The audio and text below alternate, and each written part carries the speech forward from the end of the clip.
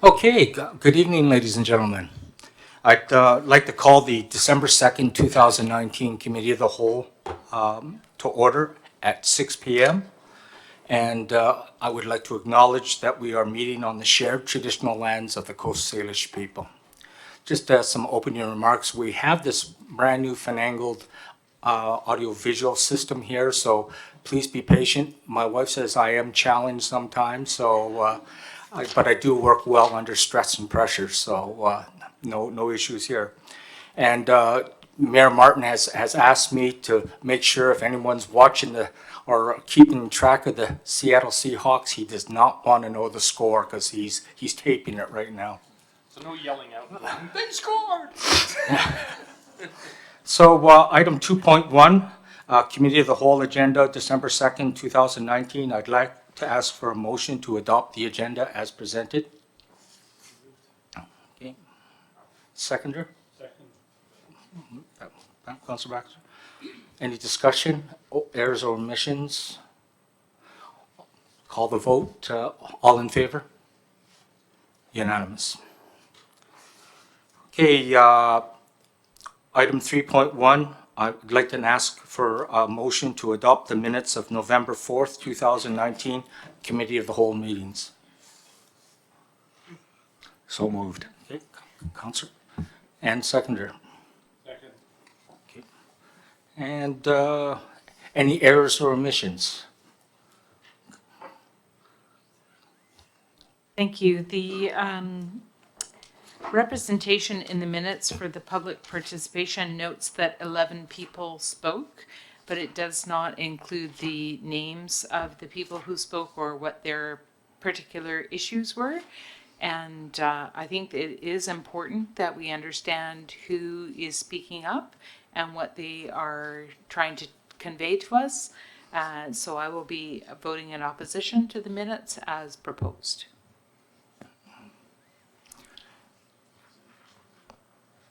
Could I get a comment from the staff on that?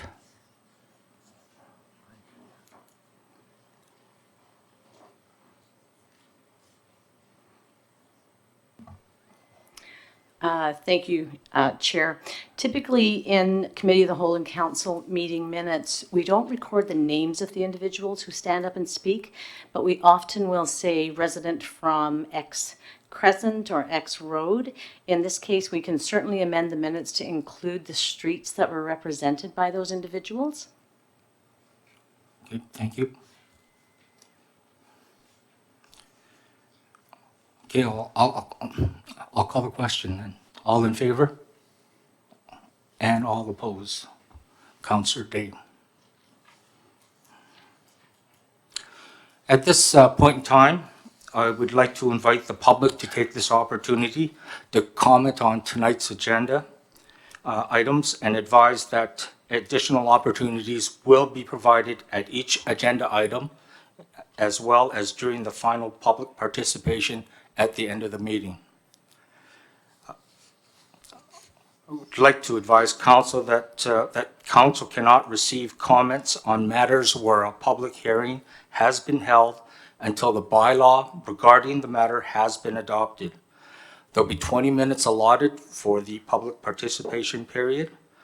And just like to remind the public that when they come forward to speak and to state their name and address for the record. And if you don't wish to do that, you can actually give it to the recording secretary.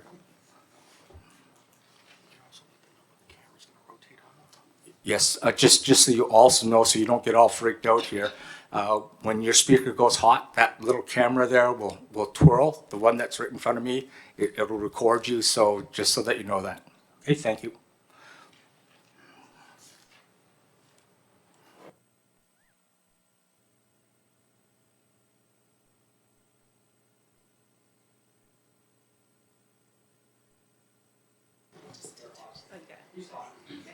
Thank you. I'm pleased to see that's a camera, not a gun, so thank you. Thank you, Mr. Chair and Council. I'd like to just make some follow-up remarks to the discussion at the last November 4th meeting of Committee of the Whole. And there was discussion at that meeting about the OCP. and understanding the OCP and the importance of the OCP. And I just want you to know that my neighbors and I, we do understand the OCP. We've, many of us spent a lot of time participating in the creation of the OCP. And, pardon me, and we recognize that 360 Latoria was in fact put into the Seaside Village and is to be a part of the vision of the Seaside Village, so we totally get that. We also totally get that the Seaside Village is intended to be mixed use, and that's for the purpose of pursuing the city's goal and the OCP goal of economic development and expanding commercial business and creating jobs and tax revenues for the city. We get that as well. So, pardon me. So what I'd like to say tonight is that in the view of my neighbors and I, that in what we were trying to convey last time is that the proposal that was submitted to council, or this committee, I should say, on September 16th, and was supposed to be submitted again on November 4th, actually conflicts and is incompatible with the OCP vision for the Seaside Village.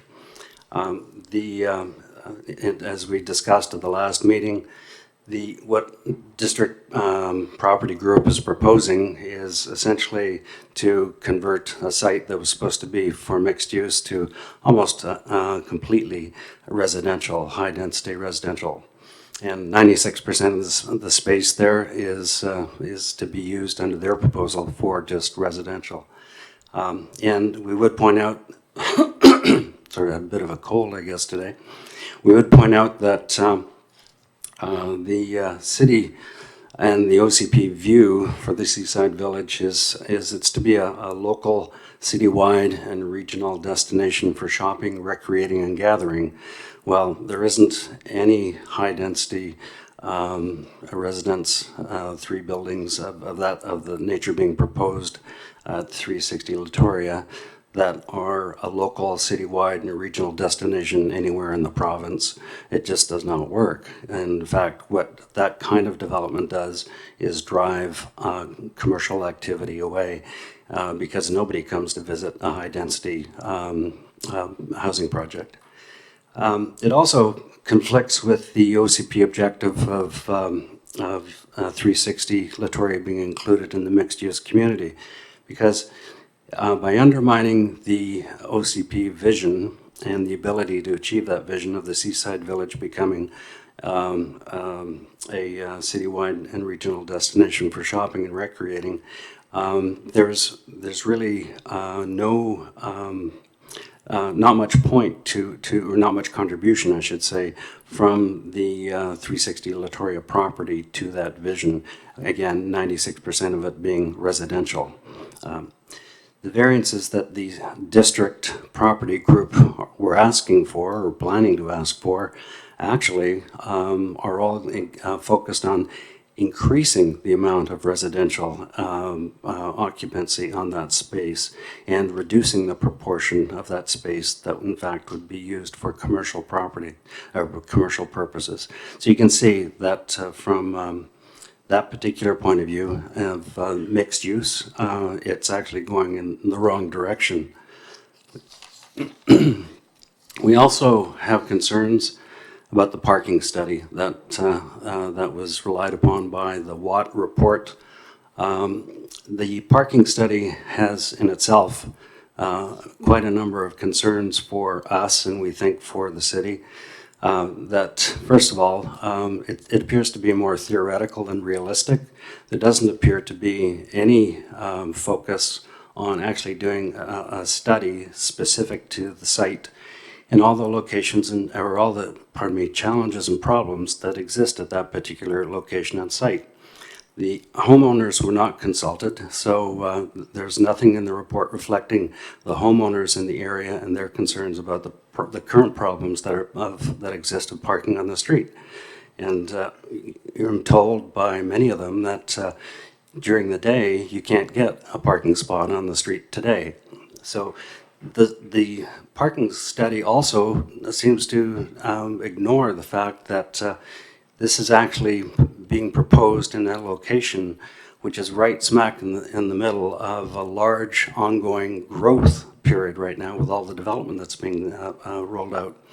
So it doesn't give much attention to that, and it doesn't give much attention to the fact that that what is being proposed is right next door to a very large high school, which is supposed to double in size. So the report was also prepared during the summer months, and we noted that, and we thought, well, that's odd, because the council in September asked them to go back and do more work, and we didn't see any more work being done, so that's a concern as well. So from a simple logic perspective, it sure doesn't make sense to any of us to see 3 large buildings that are over height, high density residential rental housing installed right beside a high school that's going to double in size, and that's right in the middle of a rapidly growing neighborhood that is already experiencing significant parking problems on the street. So we want you to all understand that we don't see this parking study as being very valid. And some of the conclusions that are being drawn in that study, it makes you wonder. And we did notice that there are some perception issues with this particular study too. Like, for instance, this study was commissioned by and paid for by the developer. That raises questions of independence and objectivity. So we just want to put those ideas or those thoughts forward for you. We also note that the district property group's proposal conflicts with more OCP goals, objectives, policies, and guidelines than it supports. By undermining the city's vision of the seaside village becoming a local and citywide and regional destination for shopping, recreating, and gathering, the district property group's proposal effectively conflicts with the OCP economic goal of expanding employment opportunities and expanding the commercial tax revenue base for the city. It also conflicts with the permit guidelines in the OCP relating to the need to fit in. Clearly, those buildings do not fit in around the townhouses that are right beside them. And it does not, it also conflicts with the OCP goals, objectives, and policies requiring a respect for existing views and view corridors, for solar access, and for protection of neighbors from excessive shading. None of that was addressed in their report. It conflicts with the quality of life and the OCP policy and goals for protecting the quality of life here in Colwood, because it certainly isn't going to improve the quality of life for those people who have to live in the shadow of those big buildings. So, and I've already spoken to parking. We also see that the district development proposal conflicts with the guidelines on parking that are built into the OCP and the policy. So my neighbors and I are actually prepared to elaborate much further on each of these specific issues and concerns in greater depth, but we know that now's not the time. We respect and recognize the comments that were made last time, basically saying that we should perhaps hold our powder a little bit until we wait and see what district property group is going to do when they come back and what it is that they may show. And as was pointed out, if they actually abide by the OCP as we see it, fit into the community, and don't cause significant damage to people's quality of life and property values, then perhaps the community get behind it instead of being so seriously opposed to what is being trotted out so far. So thank you very much. I have a written submission as well to offer. Thank you.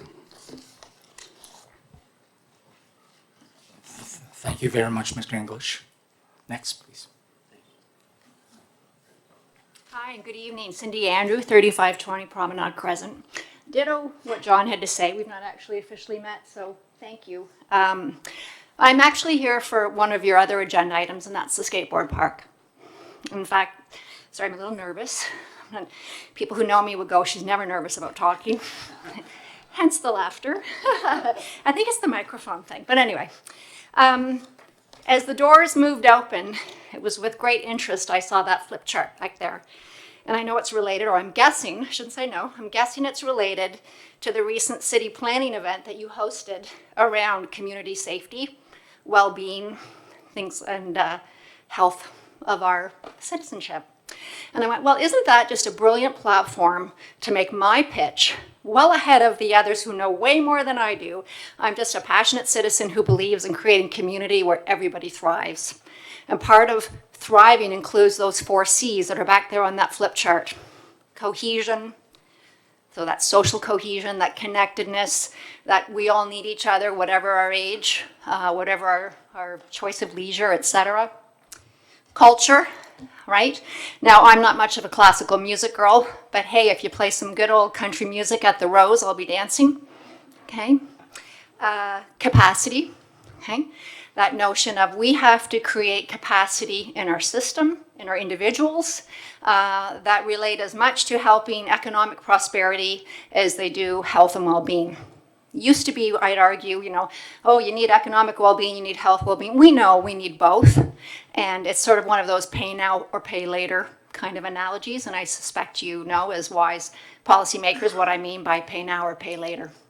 So when I look at the notion of an investment in a facility and an infrastructure in our community where we are experiencing exponential growth for at least the next 10 years, and that's a statistics or a comment shared with me by the Secretary Treasurer of our school district.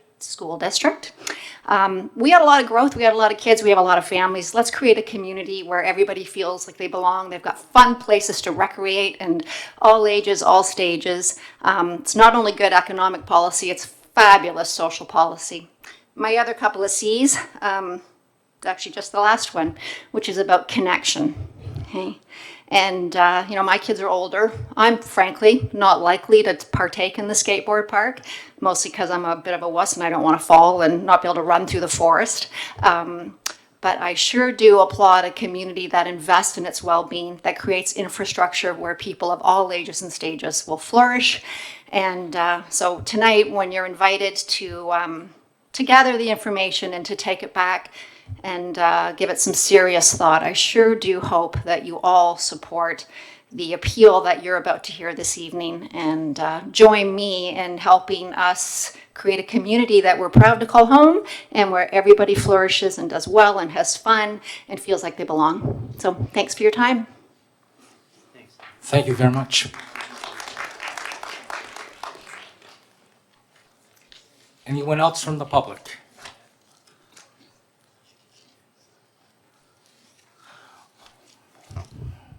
Going once, going, got one other. Sorry. Hello, my name is Deborah McKenzie. I live at 3517 Ryder Hesjedal Way. Just quickly, I also support what John English got up here and spoke to you today. Living on Ryder, I am challenged with parking and traffic every day. I am unable to have guests come and visit me and park in front of my house on the street because the students take advantage of that parking. I know you're going to discuss the proposed coffee shop. I would like you to consider the parking when you can consider that proposal, along with that traffic light that went in at Latoria and Ryder. As I tried to turn left the other day, it took me 10 minutes to turn left onto Ryder because only, excuse me, there is no advanced green and only one car gets through on the green light. That's it. Thank you very much. Thank you very much. Any other comments from the public? Going once, going twice, gone. Okay, so I'll get on with the next item, which are a presentation, Westshore Youth Space, the Youth Skatepark. I'd like to invite Jimmy Miller from Westshore Skatepark Coalition and Bobby Neal from Westshore Parks and Rec to the podium to make the presentation.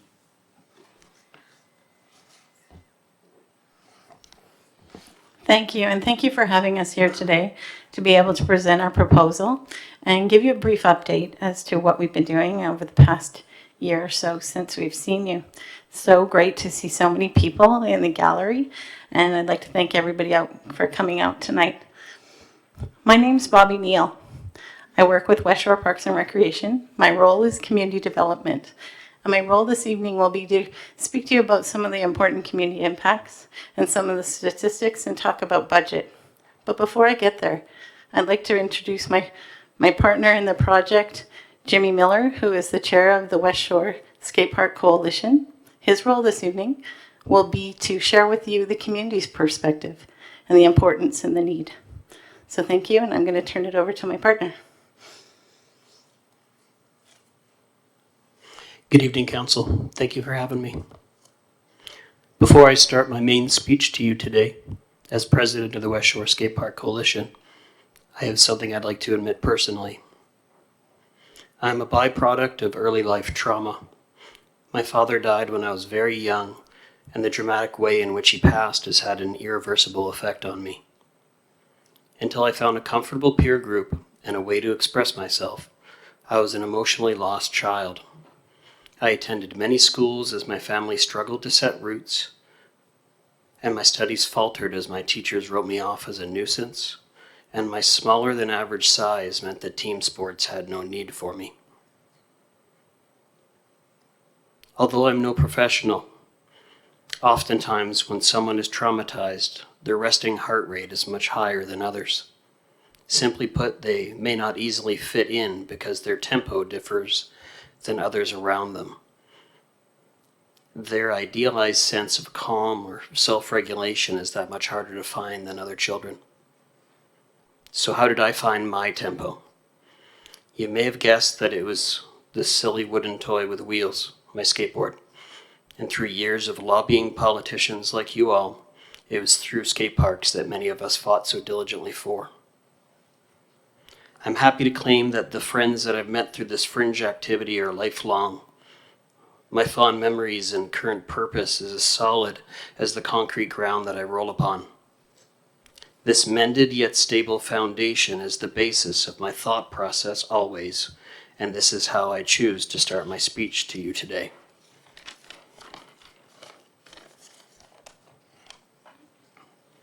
My name is Jimmy Miller, and I'm a lifelong skateboarder and outspoken skateboard advocate.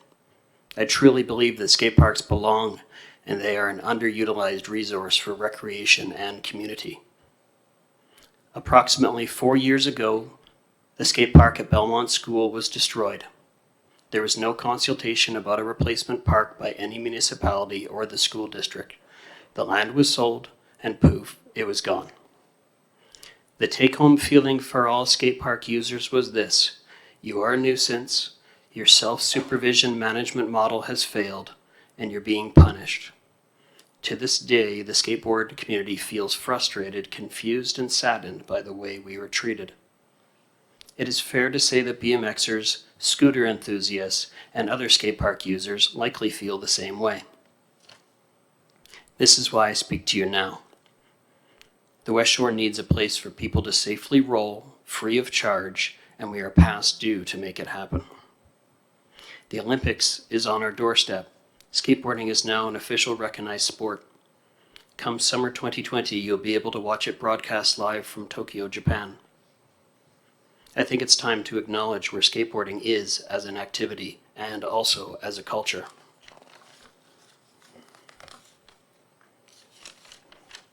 Skate parks have many redeeming qualities. Please allow me to list a few. Open access regardless of family income level with minimal equipment cost, both in introduction and in long term. A socially inclusive location for girls of all ages with a steadily growing scene not only for ladies, but also for the LGBTQ+ community. A zone where racial boundaries and age restrictions become reduced. Although not touted as such, they oftentimes become a substitute for childcare, and as such, at-risk kids, like me, can be safer and more visible in a known environment. Numerous potential programming opportunities are ripe to be built upon. Think of day camps, contests, instruction, what have you. And as a result, local businesses grow. It's no mystery that the Westshore is steadily growing. Schools are getting built left and right, contingency plans are getting tested, government agencies are getting courted to set up shop, and the influx of families means that there should be a variety of physical outlets for youth and for the young heart alike. As a response to this need, the goal of the Westshore Skatepark Coalition, a completely volunteer-based organization consisting of skaters, parents of skaters, and do-gooders alike, is to keep the knowledge of the Belmont failure in mind as we proactively plan a better skatepark suited for our future. Therefore, 2 years ago, the Westshore Skatepark Coalition proactively approached Westshore Parks and Recreation for guidance with regards to starting afresh. This was the suggestion of every municipality we spoke to. We also met with the public and conducted an exhaustive consultation process, and we came up with a design that serves all levels of skateboarding as well as other activities for all ages. An ideal location was graciously offered by Wanda Fuca Land, and our skate park design was finalized with the assistance of New Line Skate Parks. It should be added that we also patiently waited for internal audits and new efficiency structures to be created at Wanda Fuca Rec since we last spoke. So, where are we now? Recently, the Westshore Parks and Recreation Board was provided examples of funding options for our skate park, and you too have had the time to see and review these reasonable suggestions of ours. With this info fresh in mind, we now have our official asks of you. How can you insist in getting this skate park built? What portion of funding will you offer? And will you add this project to your annual budget line? In summary, hindsight is 20/20 in life, and perspective is key. This is very much true when applied to the now defunct Belmont Skate Park. The Westshore becoming a mecca for elite sport activities as well as a burgeoning area for families with children, so it seems completely out of step to eliminate something that helps so many people. The Westshore needs a place for people to safely roll free of charge, and we are past due to have it happen. Thank you. Thank you. I'd like to draw your attention to our funding request. Our funding request is for this group to take a recommendation forward to council to support a funding contribution. The funding contribution is split between, it's a 60-40 relationship. 60% we're asking the 5 member municipalities to contribute. The 40% is a community contribution through the Westshore Skatepark Coalition and Westshore Parks and Recreation. And we're looking at gathering that 40%, which works out to $306,400 through fundraising campaigns, working with the community, sponsorship, naming rights, events and activities for fundraising, grants, and crowdfunding. And we currently have a number of those initiatives happening now. We can see the other picture. This is one of our members in the coalition who's actively gathering metal for our metal drive. So, some of the important facts that we have are that there are no free activities for youth in the Westshore. Everything comes with a cost. Everything has an admission fee or an admission price. You may be able to find one or two, but what we're pointing out is that enough? Do we have the capacity, and do our youth have what they need? And what we're finding is no. Since the removal of the Belmont Park on October 13th, 2015, well, it just went back like a whole decade. In 2015, 7,640 youth have missed out on the opportunity of having a space for youth designated for them. We're talking about a skate park, a social gathering place, a place where they can connect and stay in their community. Of that, bringing it closer to home, there were 955 Colwood youth that missed out on that recreation opportunity. I often speak about the youth at the time that we took out the Belmont Park that were 15 are now 19. And where are they today? Did they have the opportunity to become the Olympic athletes that we're seeing today going to Tokyo? Did they have the opportunity to be able to create and be involved and be able to have that healthy lifestyle on their own terms? No. They had to go find it in the streets. They had to go find it in parkades, and they're often chased out of those places, often being marginalized and put aside. We have this amazing community swell that's happening right now, and you have some of those letters in your package. Since we've provided you the package a week or so ago, we've received 3 more. We have letters from the Legislative Assembly from Mitzi Dean, MLA John Horgan. We've received them from the Souk District, from WorkLink, from Island Health, community members. Today I received one from a gentleman who's a clinical social worker for Indigenous child and youth mental health work. I'd like to present these 3 to you for your package for review in the future.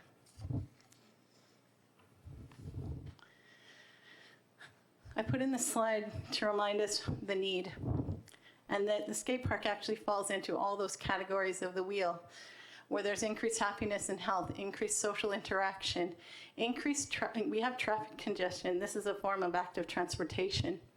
Increased productivity. When youth are active, their minds are active, their emotional sense is improved. I just received a document from the school district 62 and Island Health that was put together, and it's reported that 80% of 12 to 17-year-olds and 62% of 8 to 12-year-olds do not get the recommended amount of physical activity that they need each day. 33% felt nervous, on edge in most days of the week in the last 2 weeks, and 30% have difficulty making sense of their own feelings. 25% felt depressed in most days, in most of the days of last week. 15% of our students feel that they manage stress poorly, and 18% are experiencing quite a bit of extreme despair.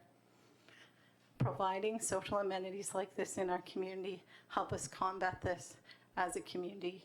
It takes a village to raise children and to raise a child. We need to band together around our youth, keep them in the Westshore, keep them from traveling outside of our neighborhoods. From a socioeconomic perspective, I'm going to take you back to the slide where we have 7,640 youth. The economic case for investing in physical activity is compelling. With the current inactivity rates of BC's direct and indirect cost of physical activity is estimated at over $1.1 billion per year. That breaks down to $617 per person. What does that mean when I bring you back to that 7,640 number? If we multiply that by 617, we get 4.5 million. We could have built 5 skate parks. Going back to our ask, the total cost of the skate park is $766,000. Our ask of Colwood, the contribution is $900. That's right.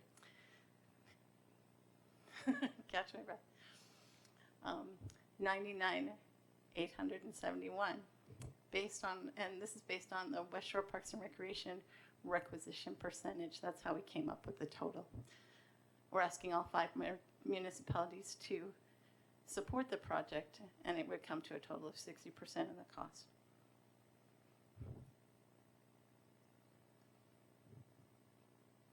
So I thank you for your time and turn it back to you if there's any questions. Thank you very much. Before I open this to the committee, I'd call upon the public for your comments and feedback on the presentation.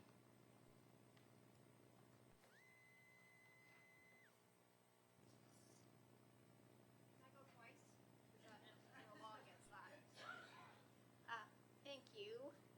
One stat that Bobby didn't flag, but motivates me a lot from that infographic, and we're happy to share, or I'm sure Bobby's, or you have it in your package. 26% of our kids don't feel part of our community. We owe that. We own that.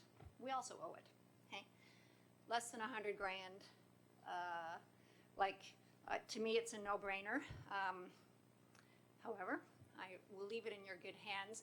One other item I wanted to flag is a couple of years ago, the United Way funded a large group of partners here on the West Shore wanting to figure out how do we better identify and address issues facing middle years aged kids. Those are super vulnerable kids.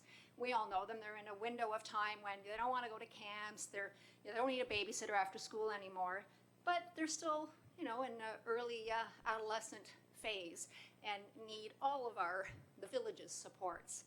So that piece of work, again, funded by the United Way and their wisdom to recognize we better invest in the West Shore or we're going to be catching up, demonstrated a few things. One is the need to invest in infrastructure that creates social cohesion and connection. Two is the lack of physical space for youth to have fun, and for not just youth, for community. In the back of this room, there's children and families, all who I'm guessing are here to support the skateboard park, but maybe kind of like me, a little nervous and don't want to speak. But there's a lot of data. There's a lot of momentum. There's also a lot of voting public who elected you and invite you to do the right thing on our behalf of our kids and families. And that's it for me, at least for now. Thank you. Any other comments and feedback from the community? Okay, I'll take it at this point in time. I'll open it up to committee.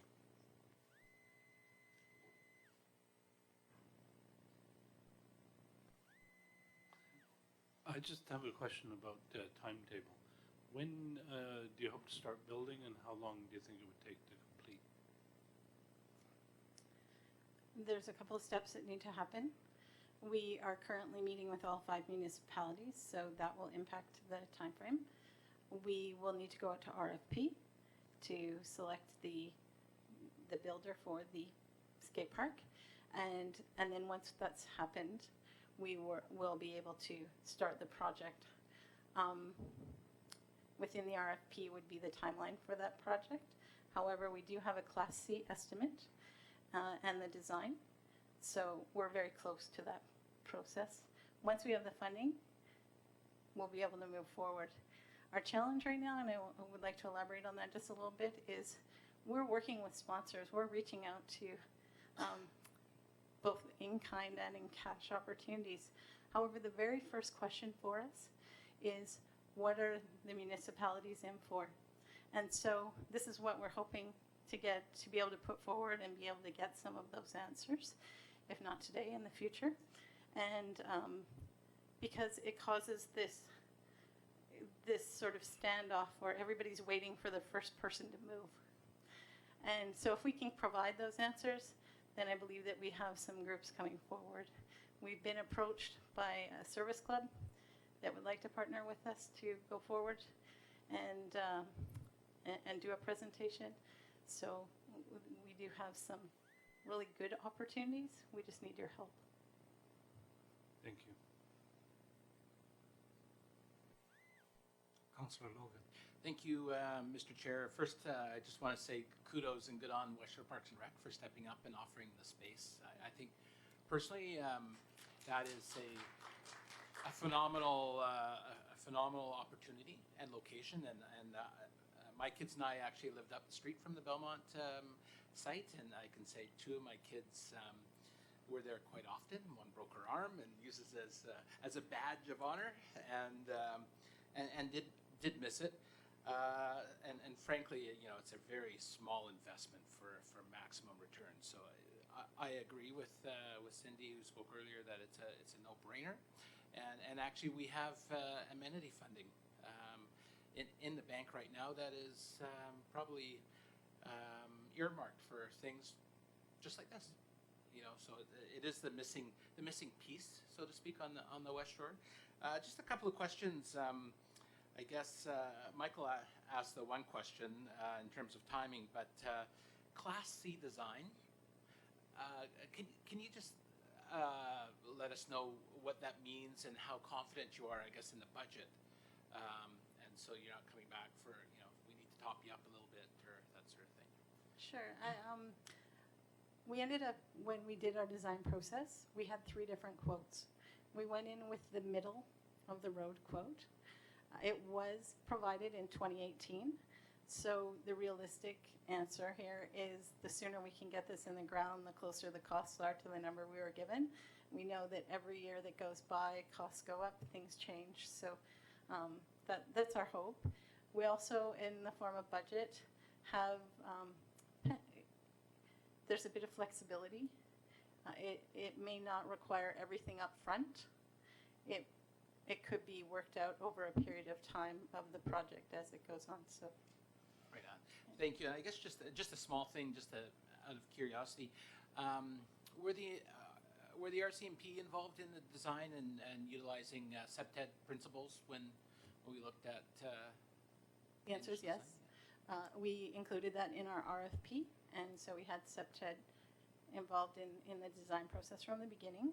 We also have been having conversation with the RCMP now, and they're very positive about the project and look forward to it going forward and working together with us, and are one of our groups that are coming forward with a letter of support. Excellent. Thank you. Thanks. Mayor Martin. Oops, sorry. Told you I already screwed that up.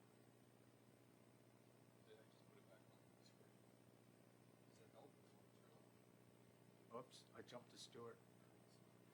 I did. Told you. There we go. Yeah. I'm losing everybody now. There we are. Stuart, put your Thank you. First of all, let me say I am highly supportive, clearly, of the skateboard park. I've witnessed it over the last 4 years, and the struggles that this committee has certainly had to try and move this forward, and I'm certainly happy. And at the end of this, I certainly will be making a motion that this committee recommends the council that we support the project financially. I do have some questions, however. First of all, let me just say this, that I think we are in when we talk about municipalities, because Westshore Park and Rec has donated the land, or we've identified the land, which is a municipal asset. So I think right there we've sort of committed, and we understand the appreciation of it. My first question is, once it's built, who's responsible for the maintenance? Once it's built, it becomes an amenity of the Westshore Parks and Recreation, and is part of the assets of the member municipalities. As far as operating, that would be for maintenance and operational. They would be taking care of the site. Programming, we would be operating programming camps, learn to skate. We have some opportunities. They're abundant, and as well as the free space that youth can come and use. We also designed it in a way that it could potentially be used for accredited events and go forward for larger, more elite events. So it's got a lot of flexibility and opportunities built in with it. And that leads into my second question, was around flexibility.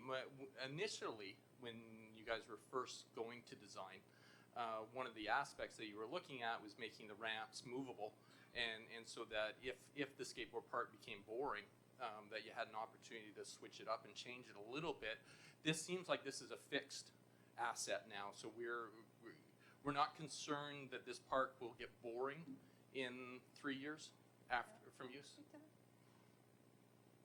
Through my history of skateboarding of over 30 years, I've found that modular items, if done in a tennis court in a very small scale capacity, does lend versatility to the layout. But with regards to having movable items, they end up getting weather worn, torn, there's storage issues.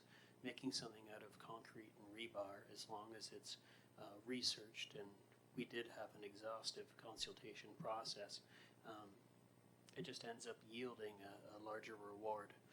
We have a kind of a lunar landscape aspect, which is a bit more user-friendly. It's a bit more open concept. The hard edges have been softened.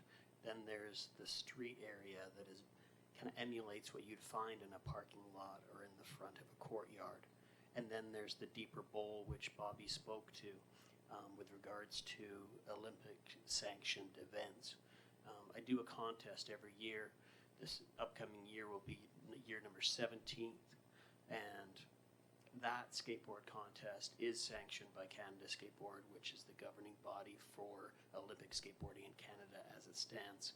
So I think it's a pretty reasonable stretch to say that if I wanted to get a bowl competition sanctioned by this Olympic governing body, I'm going to put my neck out and say I can make it happen. All right, well, that'll be good. I'll hold you to that, Jimmy. I have two questions just for staff. The first is, why is this a donation, or why are they looking at this as a donation or a request from the municipality versus this just being financed through the Westshore Park and Rec budget? That's through staff. I'm talking, it would be Robert or anybody else who sits on the board. I can't comment specifically as to why the group chose this methodology. Either approach would work if it ended up in the same impact that each municipality would contribute 60% of the total cost based on the requisition. If the requisition was used, it would land in the same manner. Okay, so then I will go to staff of Westshore Park and Rec and ask why was this not a budget line item through the board versus the way of going through 5 individual municipalities trying to get, and the reason I'll be blunt. Here's what my concern is. My concern is that this council steps up and pays the $99,871, which is our proportion of it, but other municipalities choose to fund a lower portion than their share. And I would prefer that if this council was to, or this, sorry, we're on committee, but if the council was to make that decision, I would hope that it would be that we would be partners with all 5 municipalities. I can ensure a partnership if it goes through that Westshore Park and Rec budget versus me just giving you a one-time contribution. I think I'm going to ask my manager, Jeff Wellham, to come and respond to that. Mayor, Council, Jeff Wellham, Acting Program Manager with Westshore Parks and Recreation. That's a good question, Mayor. The challenge we have, though, is there hasn't been much of an appetite for an increase in requisition from all member municipalities from 2016. We haven't had a budget increase, so hence the challenge is going down that route and seeing an increase. And then one final question to our staff. Oh, sorry, I lost it. I turned off my mic to let the camera move. Sorry, I don't know what I did. I'll ask it through the mayor's mic. How's that? Really quick. Is this qualifying for a gas tax?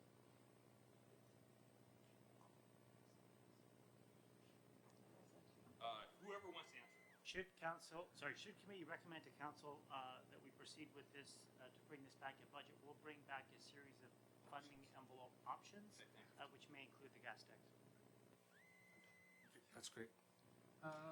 Councillor Jensen. Thank you, Mr. Chair. I am in favor of supporting this initiative one way or another. We do have all sorts of different funds that may apply to this.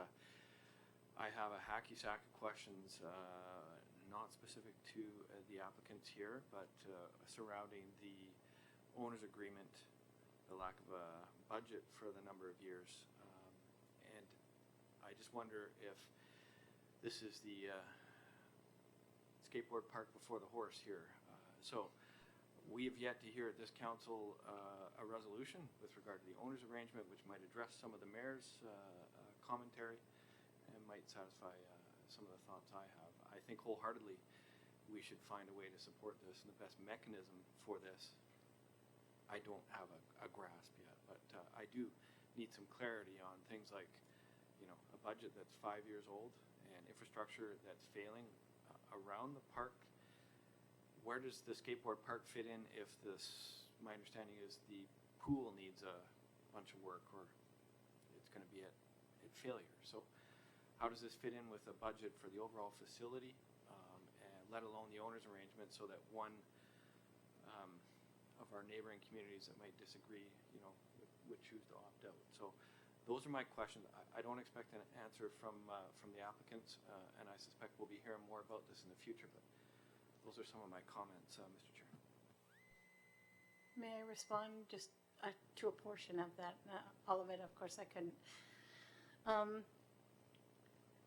As we've been doing this project, there have been a number of political settings that we've had to navigate through.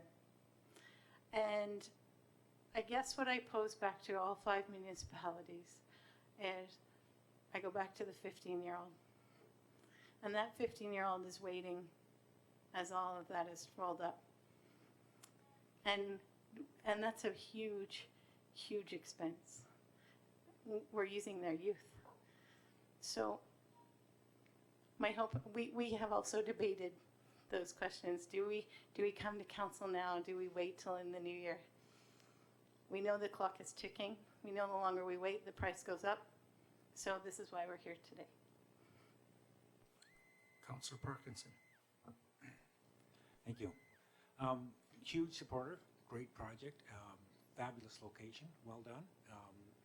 I was somewhat involved in the beginnings of the last skateboard park, and it was sad to see it go, because you did see an awful lot of people use it all the time. I guess my concerns are perhaps slightly different from my colleagues, and it's because I have a real trepidation for fundraising significant amount of money, and I worry that projects that rely on some funding from municipal sources and then some fundraising have a habit of petering out when they're not quite all the way there, and you end up with not quite the facility you want. And that's just a word of caution and an encouragement to not skimp at the end. You know, let's get it done. Let's get it done right, I guess is what I'm saying. Thank you. Councillor Day. Thank you.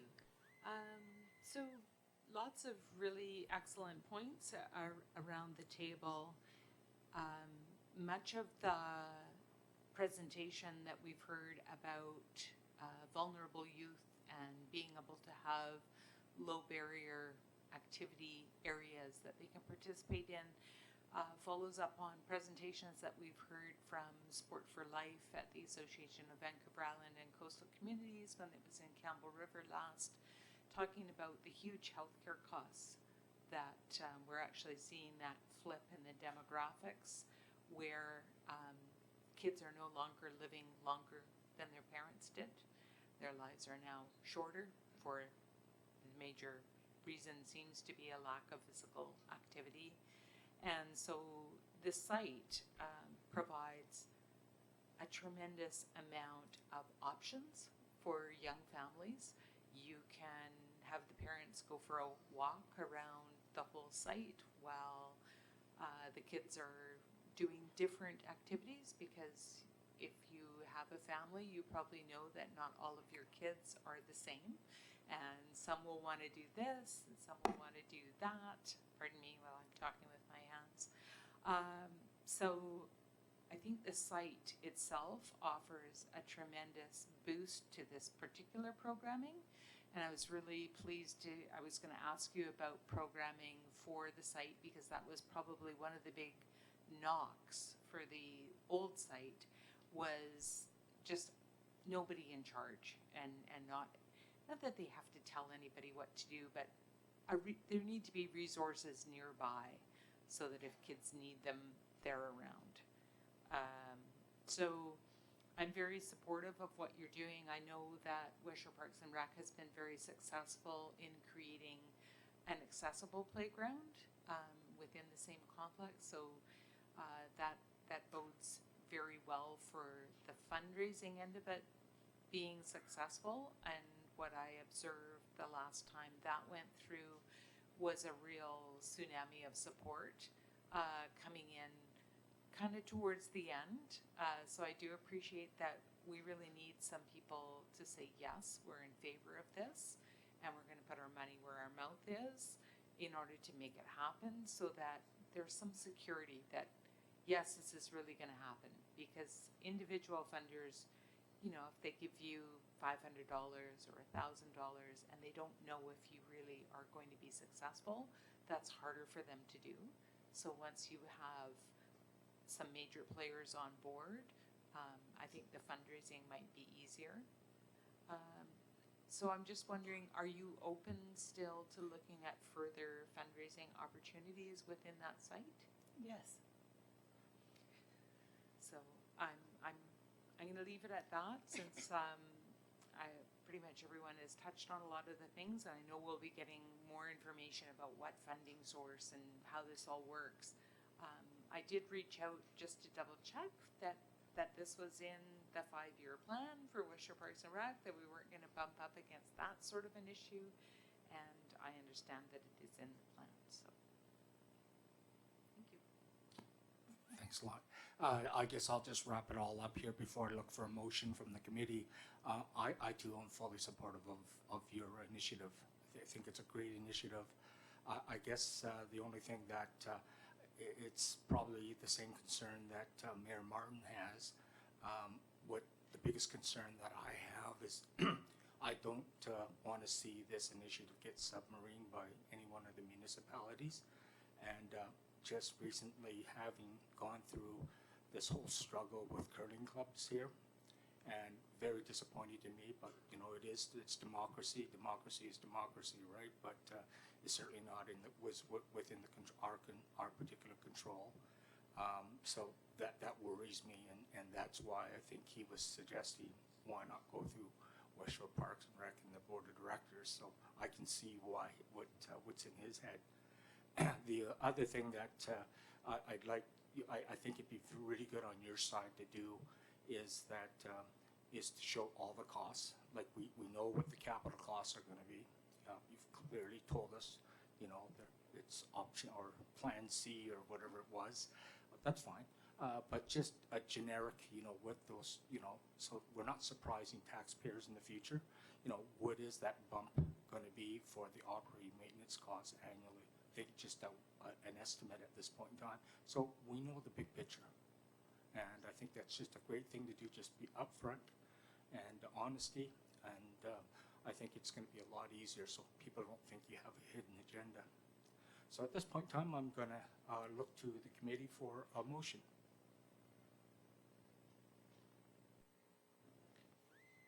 Mayor Martin.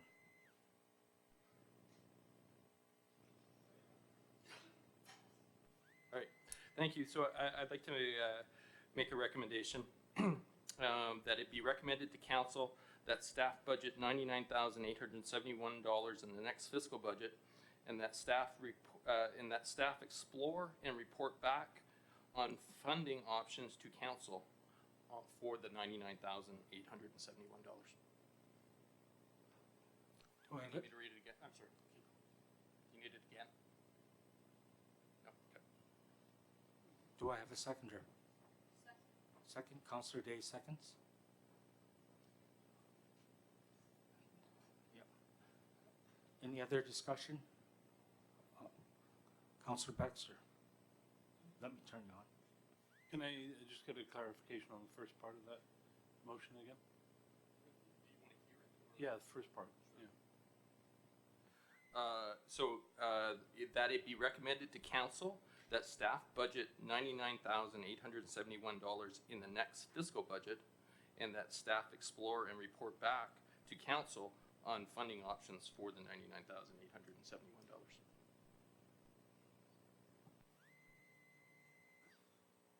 I'm just wondering whether it would be more appropriate to just have a resolution that puts it forward to the budget so that it's considered with all of the other items in the budget.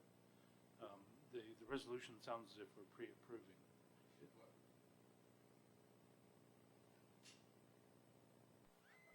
My point is, I mean, I guess it could get done through budget, but my point was that I wanted staff to report back to council on the funding sources before it went into budget.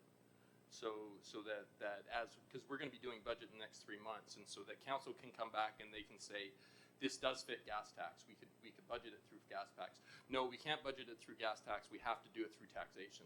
And that may change the decision of this council of, yeah, we can afford it this year. No, we can't afford it. We can only afford 50%. But until we have those options of where those fundings can come from, I didn't think it would be appropriate to put it into the budget at this point. That was the only rationale. But I'm not anti just putting it into the budget and then finding the resource after the fact. And I guess I would look to Well, thanks. It's always nice when you get somebody to clap for you. I don't get that very often.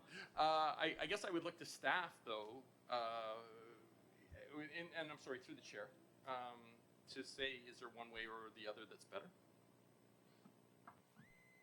I'm not familiar with the budget tradition here, but in other places where I have worked, where a capital item is budgeted, the funding source for that capital item accompanies it, whether it's through direct taxation or through a particular grant or through a particular reserve fund. I believe the committee today is recommending to council that council recommend this forward as part of the budget process. The advantage of being able to make that recommendation by this committee today is that council could then specify at that point which funding source it should come from when council considers it as part of their main budget.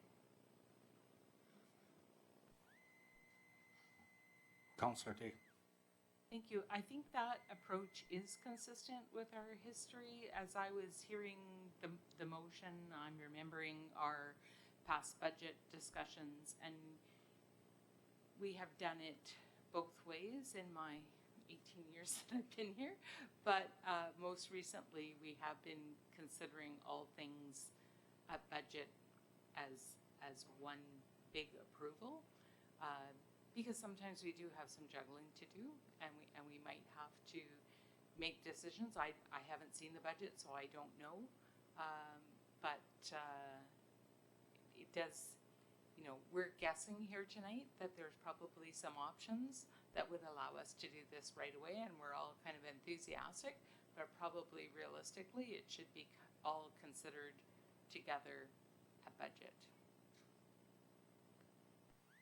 Okay. At this point in time, I'd like to call the question. All in favor? It's unanimous. Thank you very much. Okay, moving along on the agenda, 5.2, coffee shop and food truck park at Royal Bay, temporary use permit application. I'd like to invite Ben Mycroft, the Senior Development Manager from Gablecraft Homes, to the podium to make his presentation. Go ahead, Ben.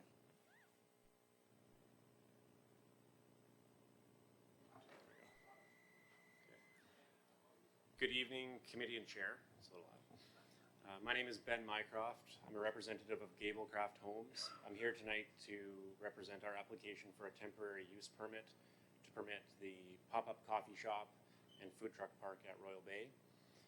Before I got into my brief presentation, I just wanted to take the opportunity. There was a resident of, I think, 3915 Ryder Hesjedal Way who'd made a comment about the traffic signal. We had just been made aware recently that there was a fault with the advanced left turn motion from Latoria onto Ryder, and that has been, the correction has been initiated. So if it hasn't been fixed right now, it should be imminently.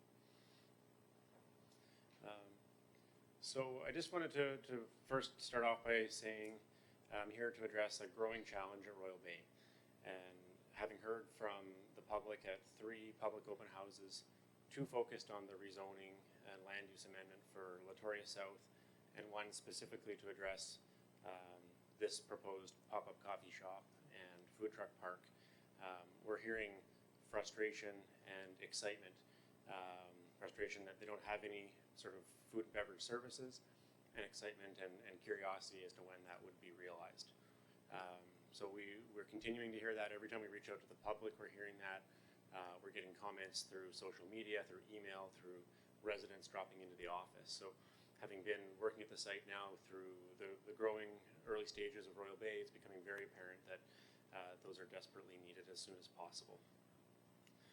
This is not a unique problem. It's one that every new community development faces. Economically viable food and beverage operations follow the rooftops and not the other way around. So it is now time to move this forward.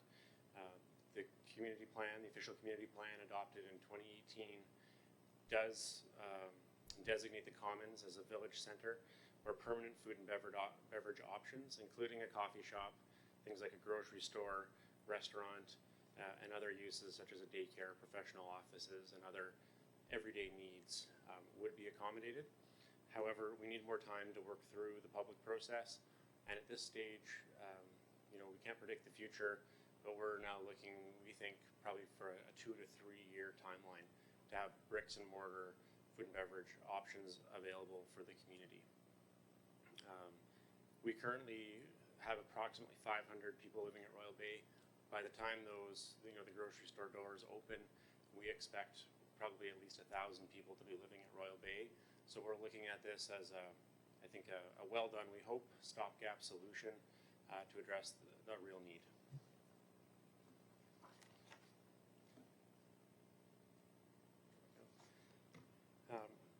So what we're proposing to address the need is this innovative and functional solution with a unique design. It's called Sequoia Cafe, and along with Sequoia Cafe is the food truck parking area. It's a fun and functional architecture based on repurposed shipping containers. There would be a drive-through lane with a pickup window screened by the building. There'd be a walk-up window with fully accessible pathways, barrier-free so that people can access the walk-up window, ironically. There would be 3 fully serviced food truck bays. There would be a 15-car parking lot with basically unlimited room for expansion based on demand. There are 2 programmed, planned outdoor seating areas. Again, based on demand, those could expand or there could be additional seating areas added.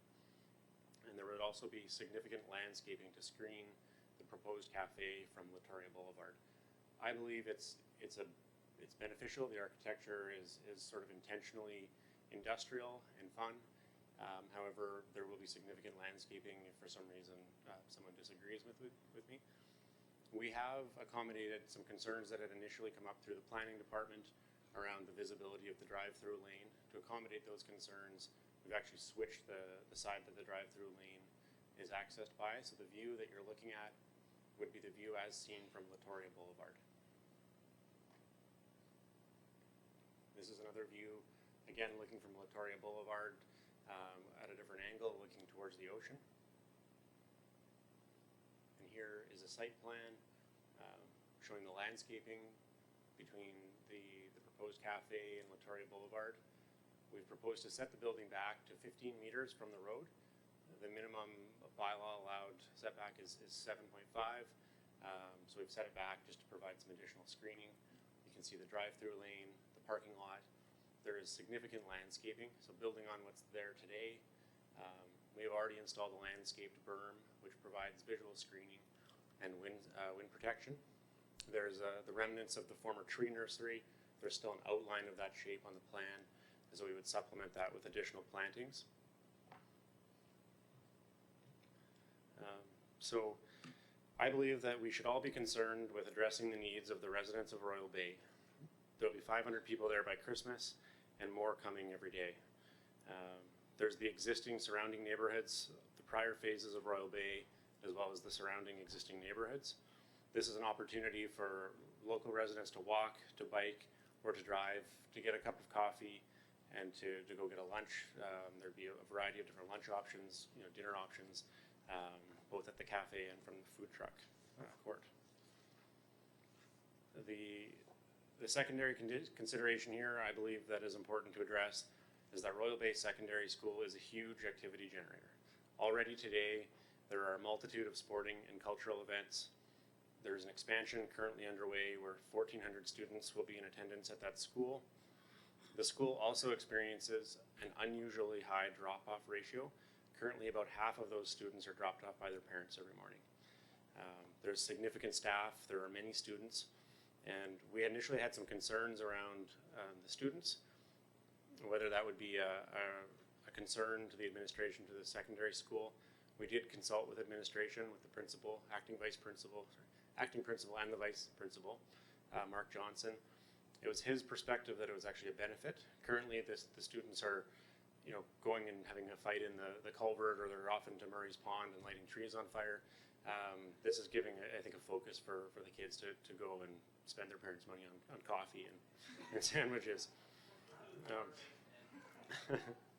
The third component would be Royal Bay is very busy. It's an active construction site. We've got at least 100 people on site on a daily basis between construction, trades, our own staff, our development office staff.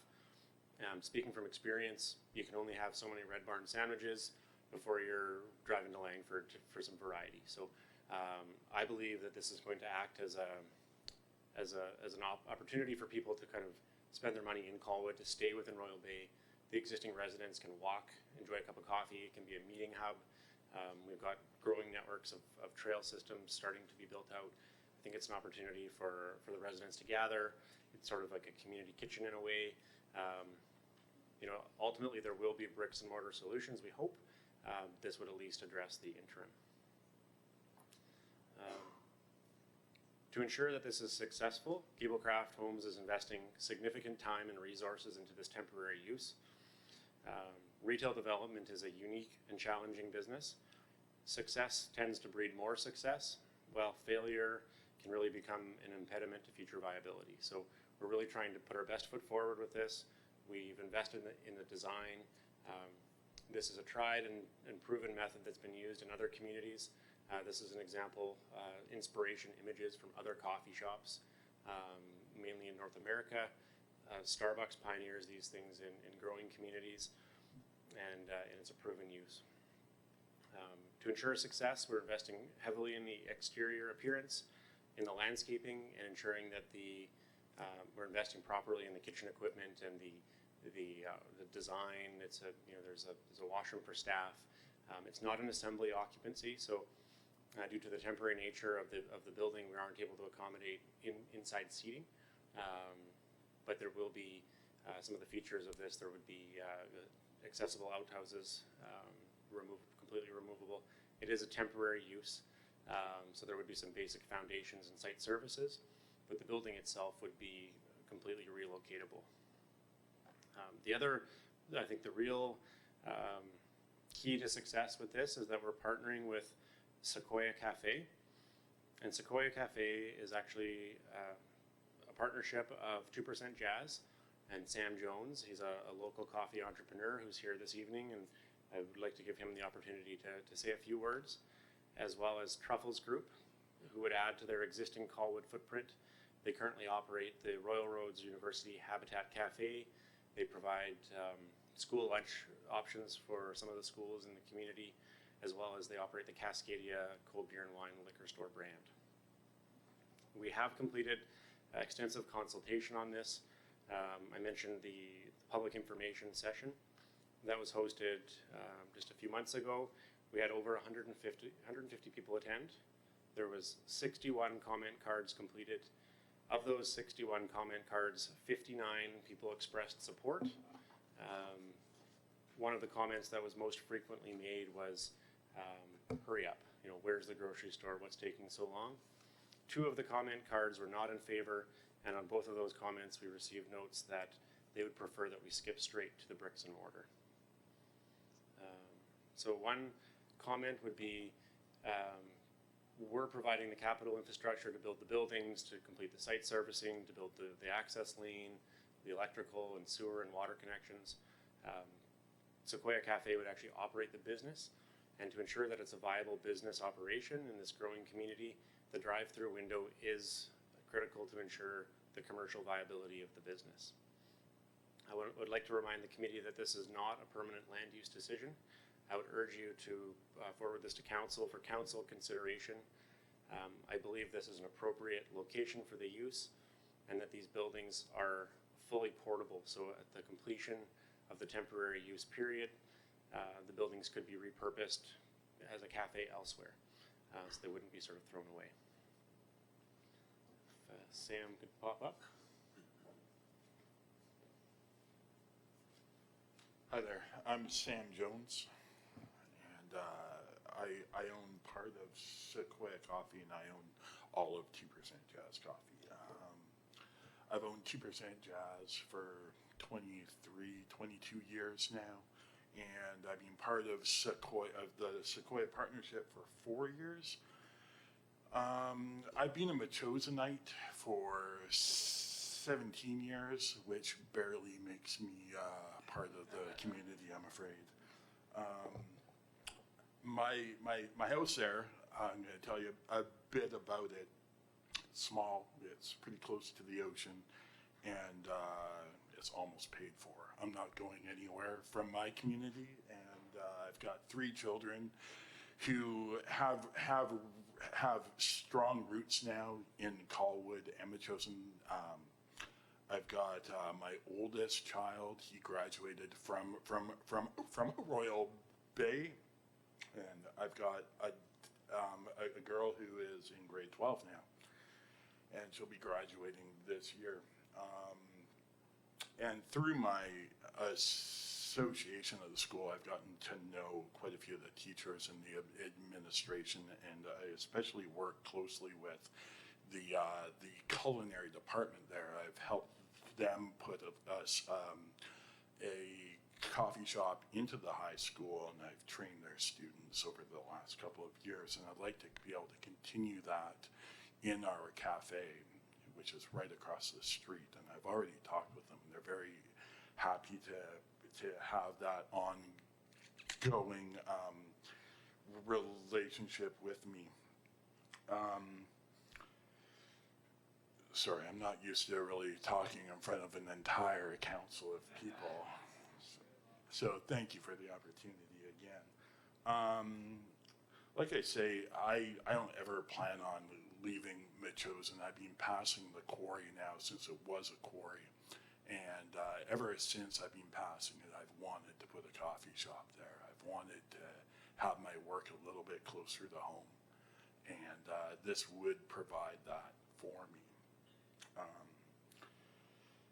And as I see the community growing at the Bay, it's growing so quickly, and I can't wait for there to be a grocery store, and I can't wait for there to be a bank that I can go to, and I can't wait for there to be a coffee shop that I can go and enjoy a good coffee at. I've been planning this cafe in this kind of structure now for years. I've gone back over my notebooks of ideas, and I've seen drawings of this in the same location that are years old now, these drawings. And it makes me really proud and really happy to see them on a big screen at council. I think this is really great. I began in the coffee industry after being in the hospitality industry since I was about 13 years old. So I've always been part of the food and hospitality industry. My goals are always to provide a great experience for my customers and to give them a great product. And that's what I want to bring to Colwood. Thank you very much. Thank you very much. Thank you, committee and chair. Let's finish off with some more photos of some food truck parks and other locations. This is kind of our inspirational images. And then just some photos from the public information session that we had, and some of the comments that we had received. Thank you very much. Thank you, Ben. At this point in time, there is a motion, a recommendation under new business for this. But at this point in time, I would like to open it up to the public just for any comments or questions that you may have of either Ben or Sam.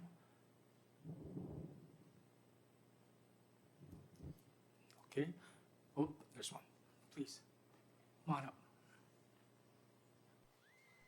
Thank you, Mayor, Council. My name is Deborah McKenzie, 3517 Ryder Hested Allway. I think it's quite exciting to have that in the community. I'm just wondering, the site office that you have there located right now, is that going to move or is that going to stay where it's at? So in response, so where the site office is right now, so it would actually remain for the time being. So it's a temporary location for our office. That's the third location we've had. The first one was where 370 Latoria is now, where the townhomes are under construction. And then we moved down to the corner of Latoria and Metchosin Road. And being in the land end of things, I'm working on the sort of front end, and I always get kicked out by the construction guys whenever they want to start something up. So we'll move again. Our office will remain there for the time being, for the next number of years. And this coffee shop would actually be located between our office and the intersection. Exactly where the open house was. Yeah, right on that exact spot was where we had the tent. Yeah. And then just one other comment that I'll make is with regard to the traffic signal, was just that we purposefully added the fourth leg to that intersection along with the construction of the intersection. This was a commitment that we'd made during the rezoning for Latoria North back in 2017, that before any uses were established on the south side of Latoria Boulevard, that we would actually have that traffic signal in operation. So we've done that kind of well in advance of our land use approvals there, mainly due to growing concerns around traffic from the school, but also to potentially enable this use. Thank you very much. That's it, thank you. Thank you. Any other questions from the public, please? Bob McCullough, 482 Regency Place. Two issues come to mind here. First of all, I'd like to congratulate you for the idea. I like it. It's very good. One of the comments I would like to make is we've been here now for 4 years, and we bought here partly on the understanding that there would be this type of thing, plus the other stores and so on, eventually appear. But when is eventually? I'm 70. I can't wait much longer. Yeah. The other question, or a comment I should say, is that I'm a 70-year-old bike rider. Do you have any lockup facilities for bikes? Because there will be lots of them. It's a terribly cruel thing to put out a coffee shop and then have your bike stolen. I hear you. Okay, answer. Go ahead. Yes. So in response to your first question, we're currently in the land use approval process. So we made an application for rezoning to the City of Colwood to align the land use bylaw for all the lands south of Latoria, to bring them into line to the official community plan that has envisioned the Commons Seaside Village there. So that is the intent, and we're working hard with the City of Colwood. So we're hopeful to move that into the public process very soon. We're going as quickly as we can, but it will take some time. Just, if you do the work back from the time to build the buildings and service the roads and get the designs done and get through the land use approval process, it's sometimes disheartening to hear how long it can take. But it's just the reality, and that's the sort of the driver for this use. And then with regard to bike storage, it was an oversight on my part. I should have mentioned in the presentation that there will be a secure bike rack that you can lock up to. And that is our intent, to have this accessible to bike riders. I know that that's something that Sam has brought up that was an important thing for him, was that my understanding is that the route to Machosen is quite well frequented by kind of the long distance cyclers. And then especially on the weekends, if you have a little pop-up sign down Machosen Road, you're going to get a lot of bike traffic. Latoria Boulevard was built specifically to allow for bike traffic. The intent for Ryder Hesjedal Way, which is named after Ryder Hesjedal, is to extend that high-quality bike infrastructure into the south side. And so it's definitely part of our plan to incorporate secure bike storage, or lockable bike racks. Comment for Dennis? Sorry. Mr. Chair, if I could just provide a little context to committee.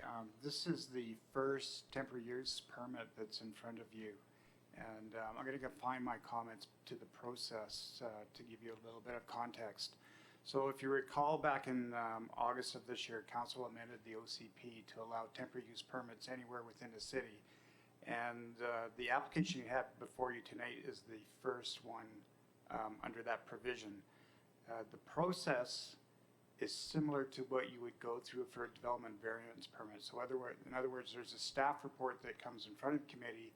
Council then makes a recommendation. In this case, if council decided to forward the staff recommendation, there would be a hearing set. And after that hearing, then council would have choices either to instruct that the permit be issued with the conditions attached, or they could refer it back to staff, or if they choose, they could deny it. As Mr. Mycroft has pointed out, it is a temporary use. Under the legislation, the permit is issued for 3 years with conditions, as staff has recommended in the report. and it can be renewed only once for a further 3-year period, after which the permit expires. Thank you, Richard. A couple more comments from the public, please. Thank you, Mr. Chair. John English, 401 Proctor Place. I just have one comment and one question. I can't help but recognize that if the neighborhood house had been built at 360 Latoria, as had been planned and communicated by the developers and also by the city for many years, we probably wouldn't be looking at a pop-up coffee shop, because that was far superior.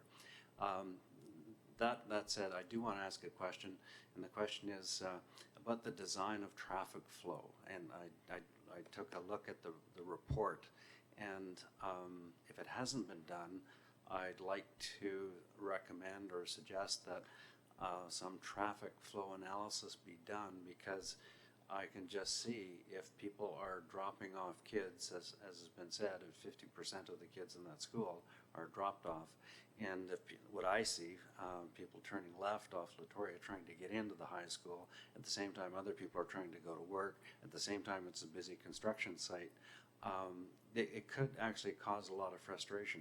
And we have heard from many people in our community about a lot of frustration with traffic and parking issues. So what I'd specifically like to see done in considering this proposal, and I'm not saying no, I'm just saying that everything needs to be looked at, and I think parking and traffic flow. And my question would be, what could be done in terms of the way traffic would come off Latoria to go into that site, so people can get their coffee and come out of that site in a way which does not interfere with people trying to get in and out of Ryder Hedgestall way to drop off their kids, or for the people that live there to try and get out of the community to go to work. Because, and I think that's a reasonable thing. And so, you know, I see that 150 people attended the pop-up session. I didn't know about it. I would have liked to have gone. But we have talked to many more people than 150 people at a pop-up session. And I know that they would all say that instead of being in a hurry just to do something, it's more important that what we do in Royal Bay is done well, and we need to do the right thing. And we shouldn't be rushing ourselves into mistakes. So I would just suggest that we take the time to do it right. That's all.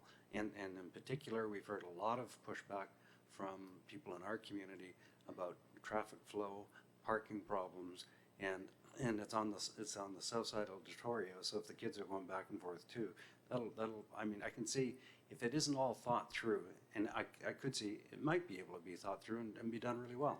But I'd like to see it in the paper for the council and mayor to consider when they're making the decision on it. Thank you. Thank you. And finally, I'll be quick.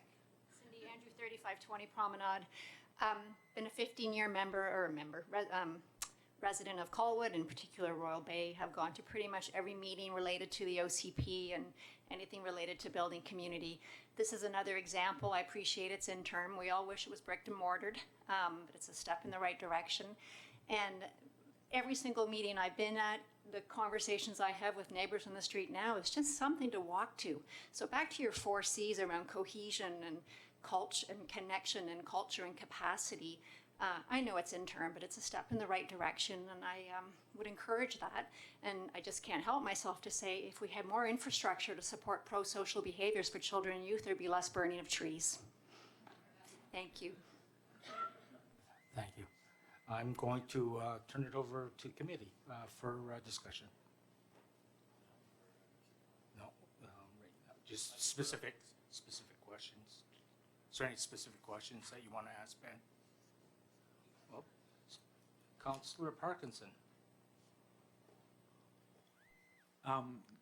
Yeah, I think you're probably going to have a winner here, Ben. I think there'll be a lot of support for this. I thank the gentleman for bringing up the issue of bike racks. I had it on my note. You will get a lot of cyclists out there. I guess my question is, with a coffee shop of this kind, in this day and age, we sort of have to think about the the waste and the recycling of that? And how far down the path will you guys be towards sort of a zero waste kind of thing? I think that's probably something that's worthy of discussion. Certainly. Gablecraft Homes, we're just proposing to, sort of providing the building and sort of working to make sure that we have, a really good operator that's got a really good track record in Victoria and in this community. And I would actually direct the question around the zero waste to Sam himself, because Sam's gone. Okay, he ran away on me. I can't speak for Sam because he's the one operating the business. However, in all of our conversations with Sam, he has a different perspective than I do, kind of coming from the development side of things. So, his business, I think, is committed to sustainability. They've got like the composting going on. They've got proper recycling. They've got sustainable local options from food. He's had some reservations even around initially around the drive-through, until we realized that was sort of critical to keeping the business working. So I can't actually answer your question specifically, but I do know that he's passionate around sustainability and environmental issues, and I would suspect that the answer would be that he's working hard in that direction. Sorry, I'll get back to you on a proper answer. Mayor Martin. Thank you.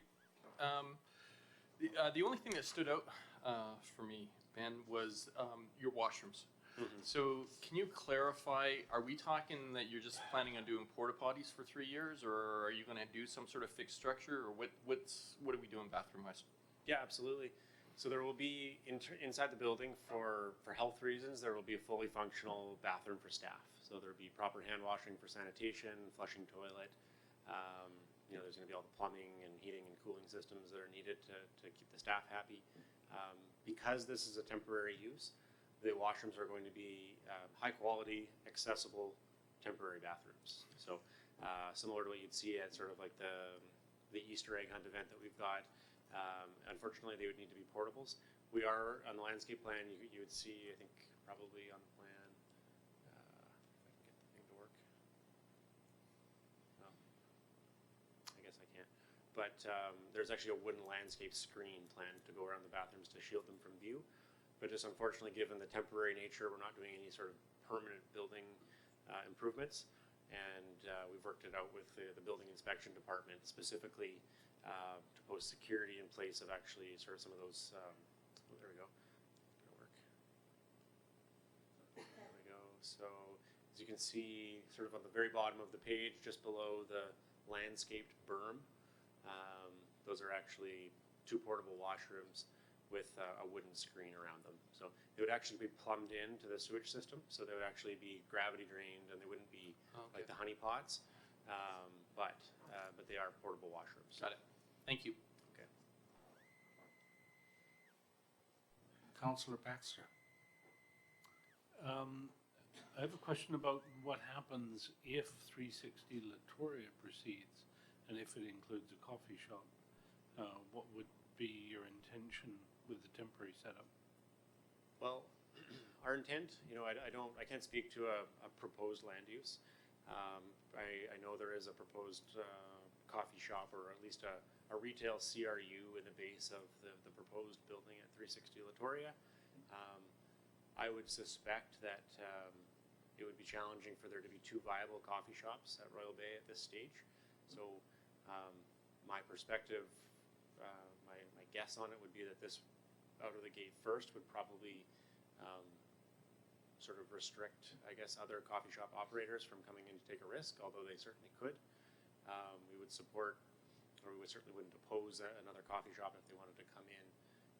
But we've just been, I've worked for many years now trying to entice food and beverage operations to come to Royal Bay without any success. And we finally have enough rooftops that a coffee shop is viable. But I strongly suspect that 2 wouldn't be. So, assuming that if 360 Latoria is built, probably a business couldn't be open in that building for about 3 years, since they're on at the very beginning. of the process. And your permit would be coming up. I hope you wouldn't take offense if it wasn't renewed because of the opening of another store. Well, I think that's the risk we're taking entirely with this temporary use permit. So, it's our hope that we secure some land use approvals and then we get on with building, a grocery store and a permanent coffee shop. And we do envision a permanent coffee shop in the heart of the Commons Village. I guess if they get to it first and then that they're perfectly entitled to it, and this council, this future council, when it's reconsidering a future land use application for the temporary use permit or not, if we do or don't ask for an extension, that's up for your discretion. One last question. The C-can that goes over the top of the walk-up window, is that just merely used as a roof, or is there access and use in there? No use whatsoever. We had initially, our earlier visions had incorporated like a indoor seating area up top there. We were sort of going to cut it open and put in a more permanent use. There's two issues around that. As we discovered working through the process with the building department, it would make it an assembly occupancy, which creates all sorts of complications and cost and fire code issues, and it just started to snowball to the point where, we're investing heavily in this use. It is important to us, but not at any cost, and so that was one obstacle. And then really we're just keeping it now essentially for the visual appeal. I think just for massing and scale, one C-can on its own or even two side by side doesn't really give you any impact visually from the road. And we really do, despite the landscape screening, you do want to be able to see it. It's a retail use. For it to be successful, you have to see it to want to go to it. And so that's the point. Thank you. Councillor Logan? Thank you, Mr. Chair. I'm actually quite jazzed up about this. Actually, 2% jazzed up about this prospect, and I think it really will serve as a pressure valve release in the area, because I spend a lot of time in the Royal Bay area because my kids go to school there.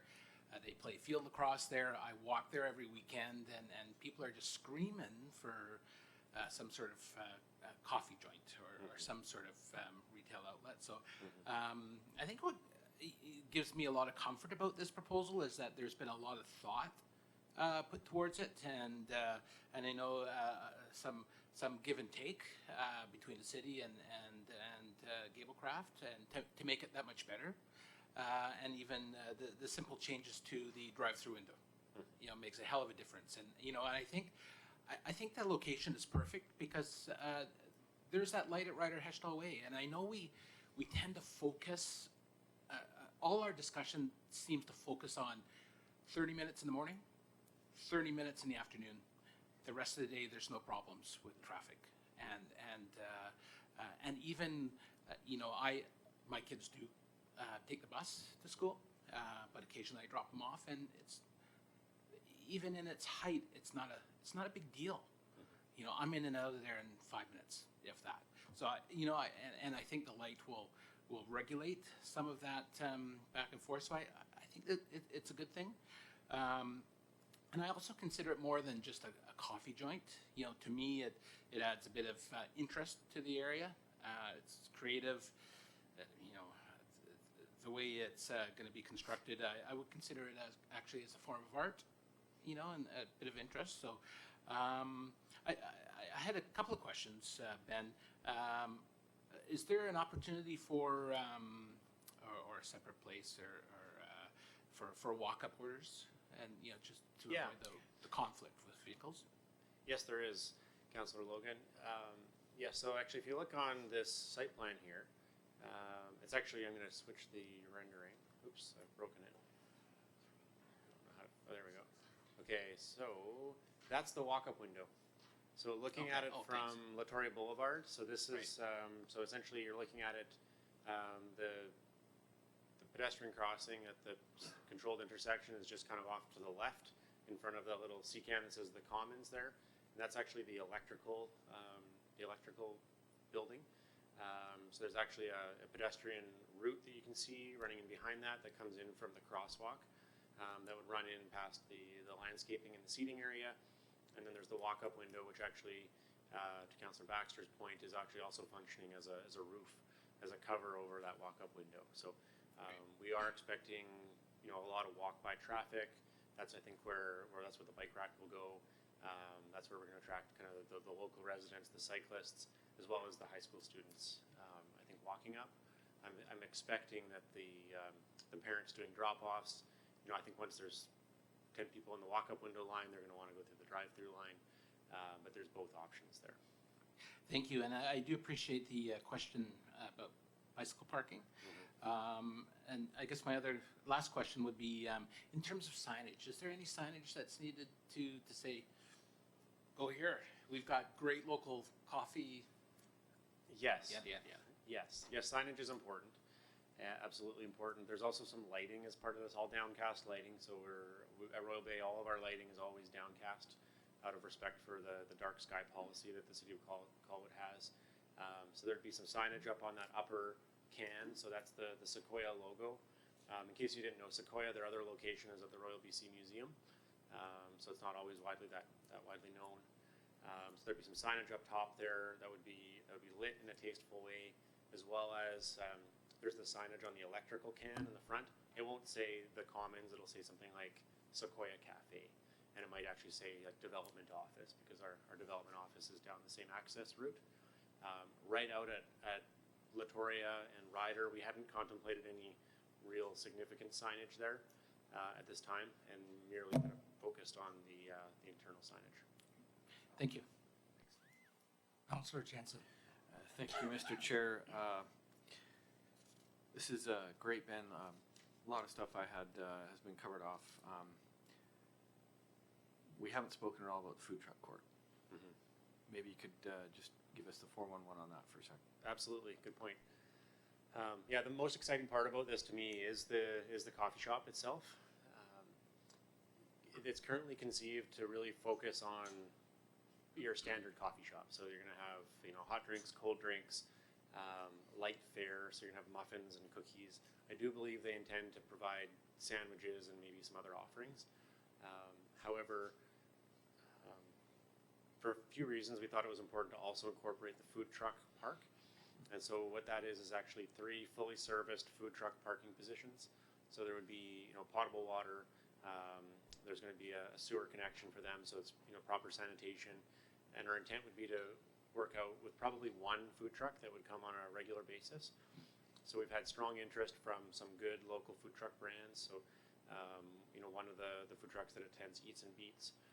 There's one fellow in Royal Bay itself who's a resident at Royal Bay who operates a food truck business. And then we've also had one that you often see at like the festivals. So one of the major food trucks. So they've also expressed some interest, which is positive because we've had trouble attracting food trucks in the past. And then the idea with the 2nd and 3rd positions is that really as the community grows, and also to address kind of more festival type events.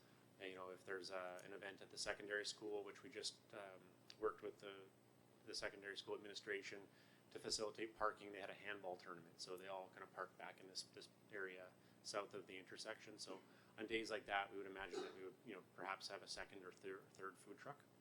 Nice. And the intent of that is really just to sort of future-proof this for the duration of the temporary use. That's great. Is there going to be some washrooms over by the food trucks, or what's the distance there? It's hard to gain some perspective. Actually, this image is the best one to look. So you can see in the rendering the white food trucks on the right-hand side, and then there's sort of a green olive-colored area in behind that. So I believe that would be it's either the garbages or the washrooms, but they're set back a little ways. And so they would be screened with a wood screen, but essentially it would be that sort of an idea. Sounds great. I like what you've done with the drive-through, pulling them around to the rear and having the opportunity to drive through and not have to park and get out.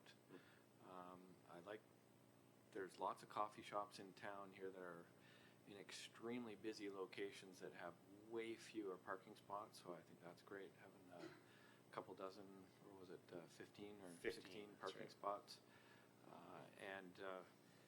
So I like some of that stuff. The washroom, a little disappointed about the biffies for the washroom, but I groaned a little, but then I was renewed when you talked about how they were upscale biffies, so That's great. It's surprisingly expensive. We've looked into even, like the portable washrooms that you find at a wedding, and it's unbelievably expensive actually. And so we're just struggling with, this is not an economic return for us. There's actually no economic return, and it's for such a short use. It really is about addressing that interim need, and we are trying to balance out the cost implications. And those washrooms were quite a significant cost, and it also kind of flew in the face of the temporary nature of the use. So it's an unfortunate compromise.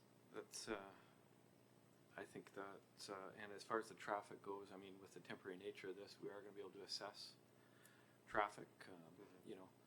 I get the lights, a bit of the focus here, but, I look at the map and there's 2 other roadways out of the Royal Bay neighborhood down below, being Sparrowhawk and Dunlin. So, I think if there's a lineup on Ryder Hesjedal, in my mind, I'm headed for Sparrowhawk, but I'm not sure of some of the logistics in the morning when you're leaving your house. But I do have a question for staff.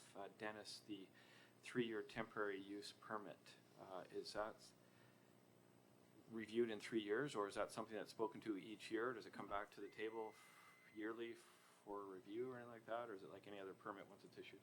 It would be at the, through you, Mr. Chair, it would be at the expiry of the 3-year term, although committee or actually council could impose conditions in terms of timelines should they choose. But typically it's 3 years and then reviewed by council at that time. Sounds good. That's it. Thanks, Ben. If I could make one final comment, I'm sorry, I'll wait. Okay. One final comment on the traffic. So that signalized intersection has been designed and is sort of far under capacity right now. So that's been built. The actual traffic warrant for that intersection is a long ways away from being actually triggered from a traffic engineering perspective. So we've put that traffic signal in. We funded the majority of that. The school district, through the involvement of the City of Colwood, was able to, I think, extract a fair contribution from the school district, given that they're the almost entire driver of the traffic congestion at that intersection. We installed the 4th leg so that the lights are facing in, which will let traffic out of this use. So it is more than, it's far over designed for one little coffee shop, even allowing for the thought that, maybe the parents are going to use this as a interim drop-off location. That traffic signal can be reprogrammed if need be. It is more than capable of handling growth, I think, for the next dozen years. This one use is certainly not going to be an issue.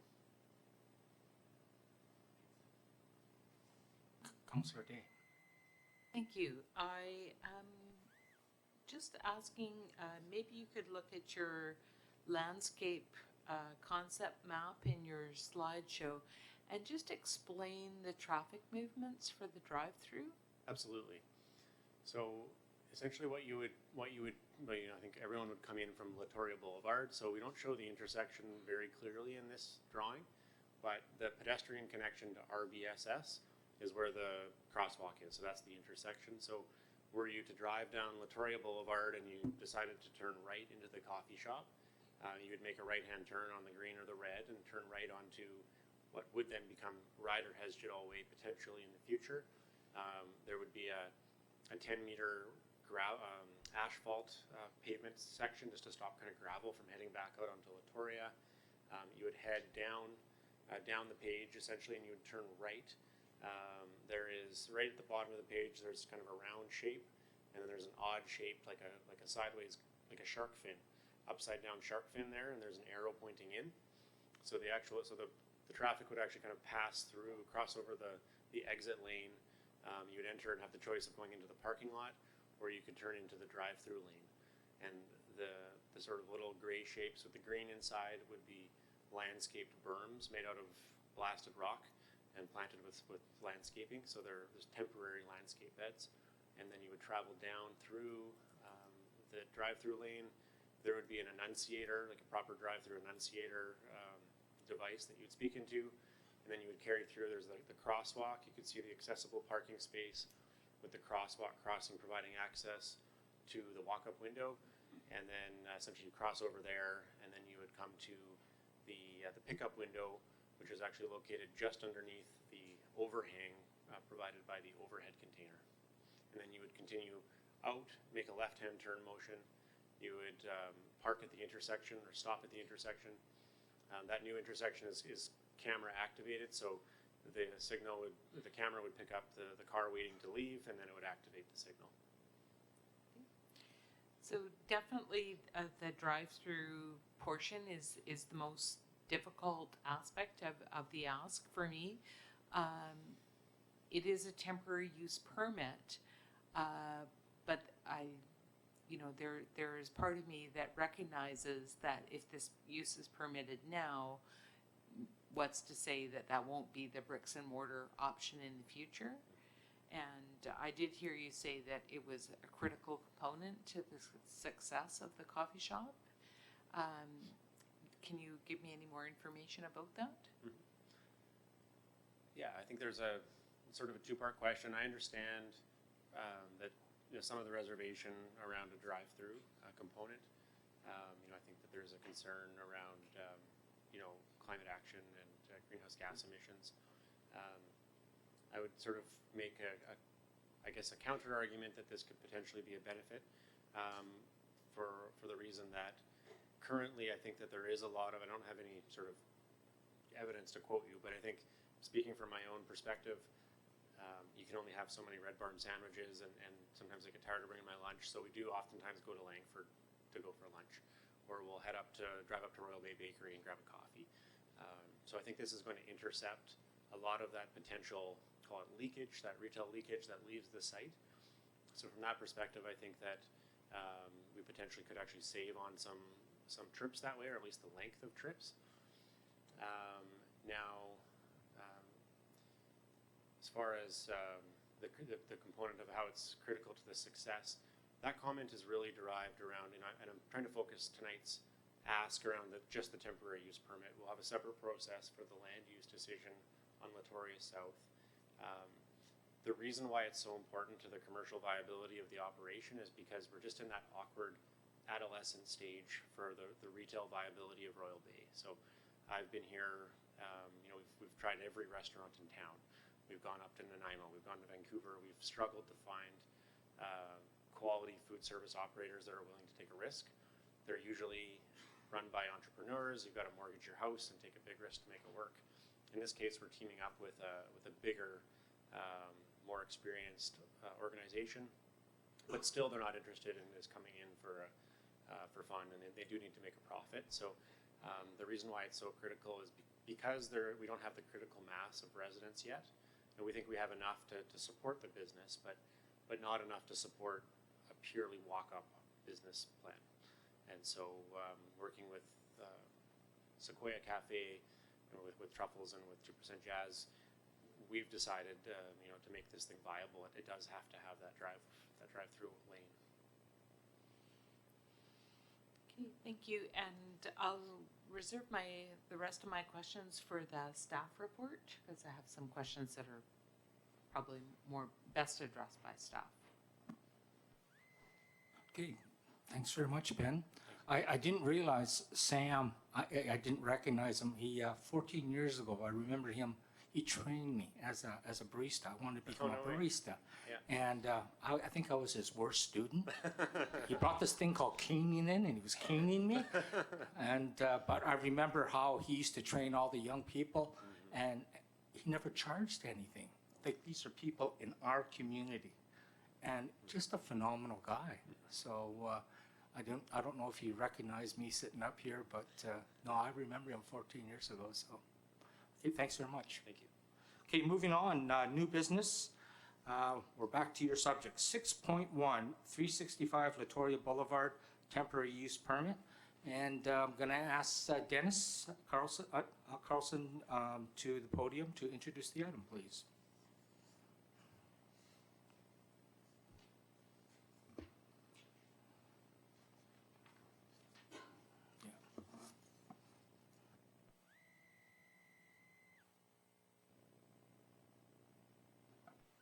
Okay.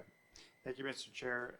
As I mentioned in my previous comments, I confine my comments primarily to the process in front of you tonight in terms of contemplating the temporary use permit. If you've got any questions specifically around the process, I'd be happy to answer them.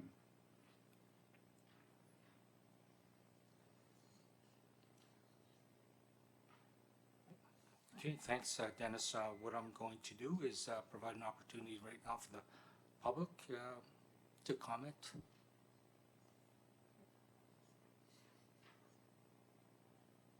Any comments from the public? Okay, so I'm going to ask for a motion for a mover for the following recommendation. Do I have to read it all out? Okay, perfect. So can I get a mover for the recommendation? Council. Sorry.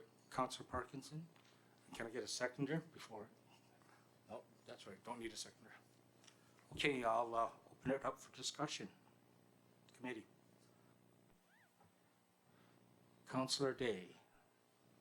Thank you. I wanted to understand with the temporary use, how that works in terms of revenue for the city. Through you, Mr. Chair, so we charge a standard fee for the temporary use permit as well as for the public hearing. The public hearing fee is $2,000. And the temporary use permit is, do you recall? I believe it's also $2,000. Ongoing, though, is there no tax generation from the business? I couldn't answer that.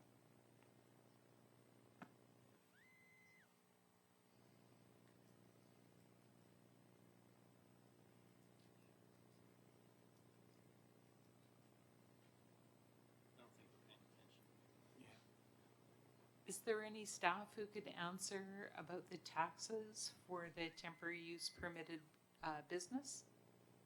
Not top of mind, we'll contact BC Assessment Authority and have that answer for you. Okay. So we have a proposal for a business and we don't know what we're going to get for revenue from it?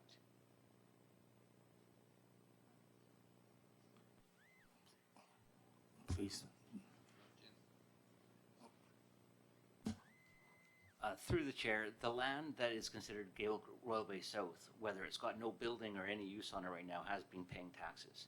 As this is a temporary use permit, it doesn't officially change the zoning or the assessment of the lands. There might be a temporary assessment that's applied to it, but typically as the land is already paying tax and has been paying tax with no uses on the land, it should be roughly equivalent to that. Now, as the CEO advises, we can find out if it's proportionally or apportioned higher for this small use, but it's a very, very small area on land that's already paying tax. Is that the right answer, Jen? Okay, thank you.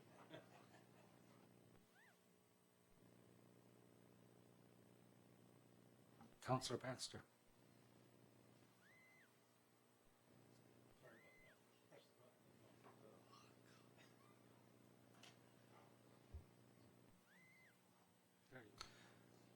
I would just point out that we never actually know the taxes that a business is going to pay until the land has been revalued after the construction of the building, and we don't do that valuation. But anyway, I am so happy to see this pop-up proposal in front of us, and ordinarily I would be vehemently against the drive-through, but I understand the reasons for it. And it is temporary, so I'm not going to object to that. The only thing I would ask, in some hope of tempering that, is that we include in the conditions in the recommendation when it comes to council the requirement for some signs, not signs that say no idling, because nobody's going to go out and enforce that in the middle of winter. But perhaps, as we've been taught, I believe by the communications manager, a positive message about the benefits of turning off your engine. And that might get some cooperation. I'm assuming that we can add this without an amendment to the motion. Does anybody object to that?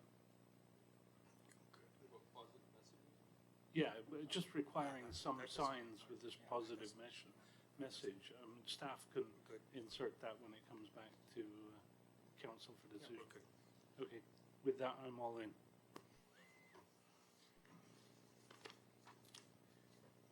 Any other comments from committee?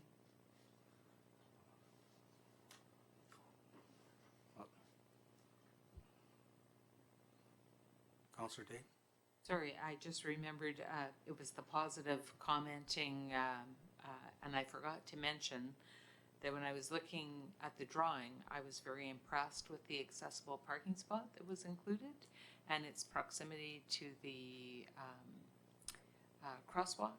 I thought that was very good, and that is my one tempering factor for drive-throughs, is that people with disabilities often really need those options. So it's certainly a hard thing for me to do, because I'm really hoping that we are going to build a greener, more pedestrian-oriented community. But at the same time, I do recognize there are some needs from time to time. Okay, I'm going to call the question at this time. All in favor of the motion? All opposed? It's unanimous. Okay, moving on to item 6.2, 2006 Sioux Road License of Occupation Agreement. I'm going to invite Deanna Eden to the podium to, oh, you're pretty.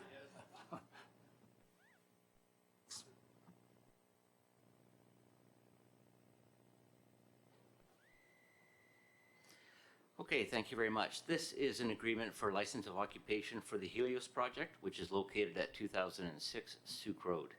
Helios is accessed from Aldine, which isn't overtly obvious from its frontage on Sioux Road and the signage that's on Sioux Road. And so they've asked the council consider a license of occupation so they can place a permanent sign on a portion of City Boulevard. Council or committee has recently considered other license of occupation requests. This is very similar to other sort of requests and comes with caveats that provide security for the city if there was issues with the signs, we needed to alter it or take it down, and puts the right of ownership onto the Helios project. This is being reviewed by staff as well as the fire department, and the access is off the side street, and we feel that this would be a benefit for aiding emergency response and other users of the site. I'm here to answer any questions that you may have.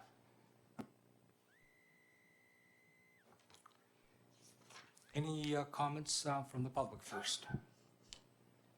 Questions, comments? Okay, I'll take it over to committee. Councillor Day. Thank you.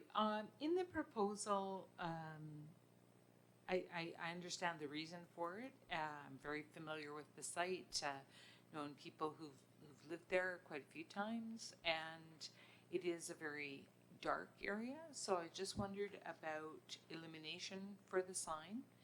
And I'm also wondering, because we haven't really fully developed our plans coming out of our transportation master plan, and because that may be a significant road in the future, when we're talking about using our boulevard, are we looking at what we may need that boulevard area for in the future? So I know the Galloping Goose Trail is there, but parking is a big issue. Many people are parking on Aldine Road, mostly on the other side of the road because there's less overhanging bushes. But the Transportation Master Plan did talk about enabling parking on our side streets to make our city work better. It also talks about prioritizing pedestrians and cyclists. So not everybody may want to be cycling on the Galloping Goose Trail. There may be some needs in the future. I'm just wondering if that's been taken into account. Through the chair, yes. So there's a plan for Aldine Road going forward? Through the chair, the transportation master plan speaks for itself, and so occupying a small portion of 2 by 3 meters won't impede with any parking stalls, namely because of the fact that the driveway location is there, and you have to offset parking behind it, and it'd be very, very easy to work around. As Councillor Days pointed out, the north side of the street is free from any impediment. There is only a shoulder and a swale, then the golf course, and it could be end-to-end parking, as well as the pedestrian connectivity is obviously key and a focus of the transportation master plan. It should be noted that the Galloping Goose Regional Trail is not for cycling only. It is a multimodal commuter pathway.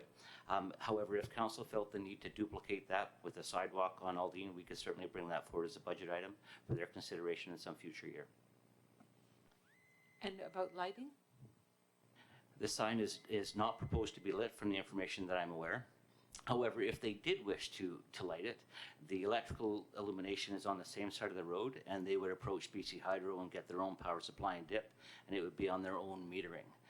It's not part of the proposal right now. BC Hydro would approach the city through their own highways use or right-of-way application. It would be considered independently of this application. Thank you. Councillor Jensen. Thank you, Mr. Chair. I'm happy to move the staff recommendation. And I don't really have any thoughts other than that. Councillor Parkinson? Good mover. Oh. Councillor Parkinson. Thank you. I note the sign does talk about LED lighting on it. So I guess, but you may have answered my question, which was if it's going to be lit, is it going to be powered from the building or from the street? And I guess you're saying it'll be an overhead drop on the street from the hydro poles, won't be crossing the Goose, and may have to come for some kind of permit from council at some point. Is that correct? I stand corrected, yes, on page 48 of 72, Councillor Parkinson is correct. LED illuminated single-sided mounted style sign with full color wrapped graphics applied. So you're further gone with clarity, and thank you very much for that. To cross the Galloping Goose would be to cross private property. It likely would not be enabled by the CRD. So we would consider some other factor for that. That's exactly right. Okay. Councillor Baxter. I'm glad you clarified it will be illuminated, but might I suggest solar-powered LED, since that would eliminate any cost of getting power to it, and I can't imagine that this would take very much power. Just a thought. Okay, I'm going to call the question then. All in favor? It's unanimous. Thank you very much, Deanna. Yeah, Deanna. You did a great job, Deanna. Yeah, well done. Okay, item 6.3, potential vending regulations on municipal lands. And again, Richard, please to introduce the item. Thank you. Request before committee tonight is to consider authorizing public engagement for a mobile vending procedure that would accommodate vending activity on city lands. The recommendation that is that council authorize staff to utilize the new Let's Not Call It online engagement platform to gauge the community's appetite on this issue and return to council with options once we've heard from the public. The city currently runs a Beach Food Fridays and Saturdays special event. This allows for some mobile vending businesses to set up at the lagoon temporarily. And since the start of this program, we started to hear from other vendors about expanding programs or providing opportunities outside of the seasonal event. The most recent request that was brought up was in July. 2 residents of the lagoon approached council, pitched an idea of putting up a mobile coffee truck down by the lagoon. This is an example of where it could be located. They were advised by staff at the time that there's no permitting or licensing process for us to enable it, but asked the council consider looking at options. Staff have done some preliminary looks at some options. One option that cities use is to do it through business licensing, where it's sort of a scheduled first come, first serve. The other is with licenses of occupation, where council has greater control with 1, 2, or 3-year terms. So moving forward, if council is interested in pursuing this matter, staff are recommending that we engage with the community, determine if there are locations that mobile vending would be desired, and how the city ought to evaluate potential applicants, such as perhaps zero waste, healthy food, etc. And of course, if staff are directed to explore the feasibility of a mobile vending procedure, we'll return to council with options. Okay, I'd like to provide this opportunity right now for the public to, any feedback or comments on this recommendation.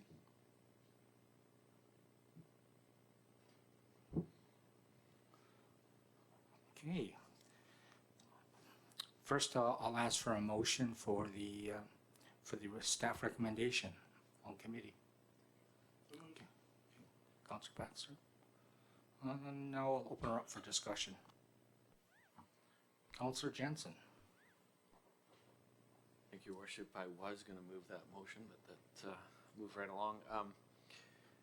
This sounds great, Richard and Sandra as well, and I'm eager to see how engaged our community is by way of this platform, and I hope this doesn't preclude us from other forms of engagement, typical forms of engagement that we usually employ. I'm assuming one isn't going to cancel out the other, but I'd love to see too when it comes back. I'm assuming your report will conduct a bit of an environmental scan on what other city communities are doing to regulate these things as well. Through the chair, yes, we'd be looking at what other communities are doing and bringing a fuller detail. We do have some details in the report, but we wanted to keep it very brief. I think we've seen some great results of identified food truck locations that people actually becomes a destination for people to go to. Not advocating at this point that we fill up the lagoon with food trucks, but it was certainly well received throughout the summer on the weekends. Thank you. Mayor Martin. Thank you. I appreciated your picture of dirt there with the square around it. Is that what we're anticipating? Like, will it be a designated one spot that they just go to, and that's, for example, on the lagoon, they would just be there. They can't just set up wherever they felt like, correct? Is that the vision? Through the chair, yes. Both the options we've looked at where other communities enable it. There's pre-vetted designated locations that are set by council. Okay. Can you tell me right now, what do we do? I have seen it, I've witnessed it twice where there's been a funeral, and part of what the funeral has been is that they've gone to do sort of a memorial down at the Esquimalt Lagoon, and they brought a food truck. And so the food truck's set up there, and there's 100 to 150 people doing a funeral-ish type thing. Do they go get a permit? Are they allowed to do that? I certainly wasn't going to march in the middle of a funeral and ask for a permit, so I thought I'd ask tonight. How does that get dealt with? Through the chair, I can't speak to funerals specifically, but I know that typically when we get events down at the lagoon, it's done through a special event which gets reviewed by the engineering staff so that we can see concerns about traffic and parking be addressed. Okay. The final thing that I would hope that, and I'm supportive of this recommendation and that we continue to investigate, I hope that we look at sounds that the food trucks make, and I'm specifically thinking of the ice cream machine guy who has that terrible mechanical song that plays that people who live down by the lagoon hear it all summer long. So we're hoping that maybe we can monitor some of the sound from some of that as well. So. Councillor Day. Thank you. I am interested in making sure that we have more than just online. I know we have a tendency to adopt an easy way for people to be involved, but not everyone responds that way, and I think it's important that we have other methods too. And the other issue that I just wanted to flag, I'm perfectly happy to support this going forward. It's always good to get feedback, but we have a number of areas in Colwood that don't currently look like what they will eventually look like.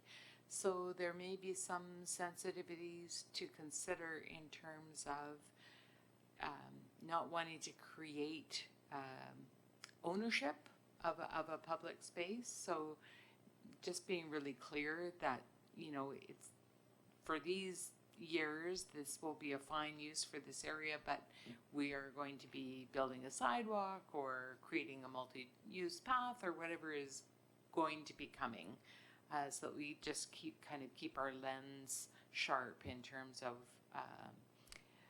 not creating expectations within the community.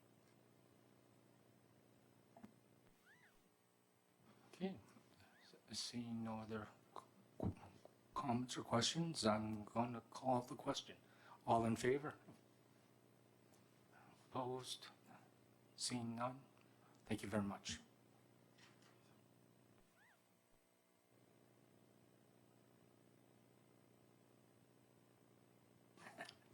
Item 6.4. It's over to you again, Richard. I don't have a slideshow for this one. The request before the committee tonight is to also consider an item of public engagement regarding short-term rentals.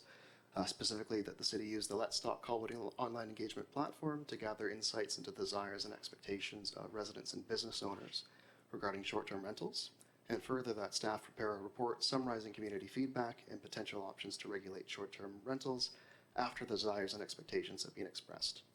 The city does not currently regulate short-term rentals. However, staff consistently receive questions and complaints about these on an annual basis. So we're recommending consultation with the public and stakeholders to gauge community interest on this matter. Okay, y'all. Any comments, feedback from the public? Seeing none, I'll ask for a mover. Okay, Councillor Parkinson, and I'll open up for discussion. Whoops, sorry. We got too Deborah quick on our feet here. McKenzie, 3517 Ryder Hested Way. You'll all know my address by the time I leave here today. I just want a clarification. When you say short-term rentals, are you talking like Airbnb? Yes. Specifically Airbnb. So even with all the controversy now with Airbnb and party rentals and all that kind of thing, all inclusive? Okay. Just wanted clarification. Thank you.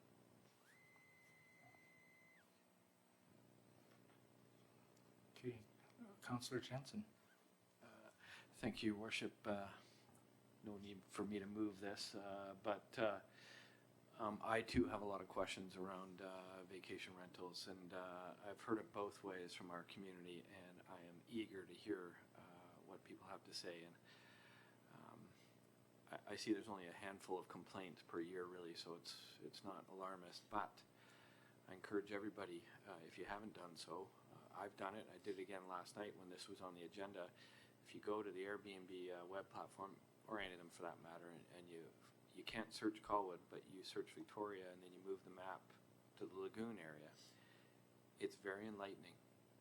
So this is here, and it is time that we have a look at this and have a discussion about it.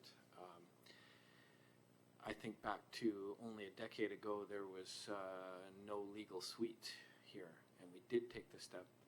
The council of the day took the steps to regulate that, to charge a fee, to check the parking, all that stuff. That's not happening for vacation rentals. So there is a void here, and I understand it's a new platform, and it's certainly evolved in the last decade, and it is high time that we have a look at this. And I can tell you there are a couple dozen of these on the Airbnb only platform, let alone the others, VRBO and HomeAway, et cetera, down in the lagoon area, even on his worship street down in Portsmouth. So, anywho, it is a good idea to hear this, and I am eager to see the report. And again, I do think it's time for some form of regulation. What that looks like, I'm not sure. And I have heard complaints, but I've also heard lots of great stories from one family in particular. They didn't want to get bogged down with long-term rental of their suite because it was for the grandparents. Grandparents can come anytime they want. So if the grandparents said, we want to come next month, boom, they'd take it down off. Brilliant way to keep engaged with the older generation. So it's more a comment than a question. Thanks, Richard. Councillor Day. Thank you. Under your background, you talked about our land use bylaw and the boarders and lodgers issues, which we have had a bit of issue with. There are some large homes in Colwood that have multiple residents that, you know, we know there's 8 suites there, but what to do about it? So I think it's important that we put some information out there for the public so that they have some frame of reference to talk about this, because when we talk about Airbnb, you know, they think about going to stay maybe in Vancouver and getting a good deal on a place to stay, or having a mortgage helper. Here we've certainly heard at UBCM about issues that can arise with your home insurance for using them for any of these online platform rentals options. So I just want to make sure that we have an informed discussion. And the other concern that I have that I'd like to somehow get some information out there to at least get it considered is, what are we losing by having all of these online platform short-term rentals? Because when I go away to Parksville or Campbell River, they have way more hotels and tourist infrastructure than we have, bricks and mortar. And that's something that for the 18 years that I've been on council, we've been desiring, which is to have more commercial tourism, economic development opportunities. And I think that this may be adding to the argument for why we don't have them yet. Mayor Martin. Thank you. Yeah, I'm supportive of us moving this forward as well. As you've heard from Councillor Jensen, my road actually has some Airbnbs, and we're running into issues. We had 12 motorcycles come down, and they partied down on Portsmouth until 2 o'clock in the morning.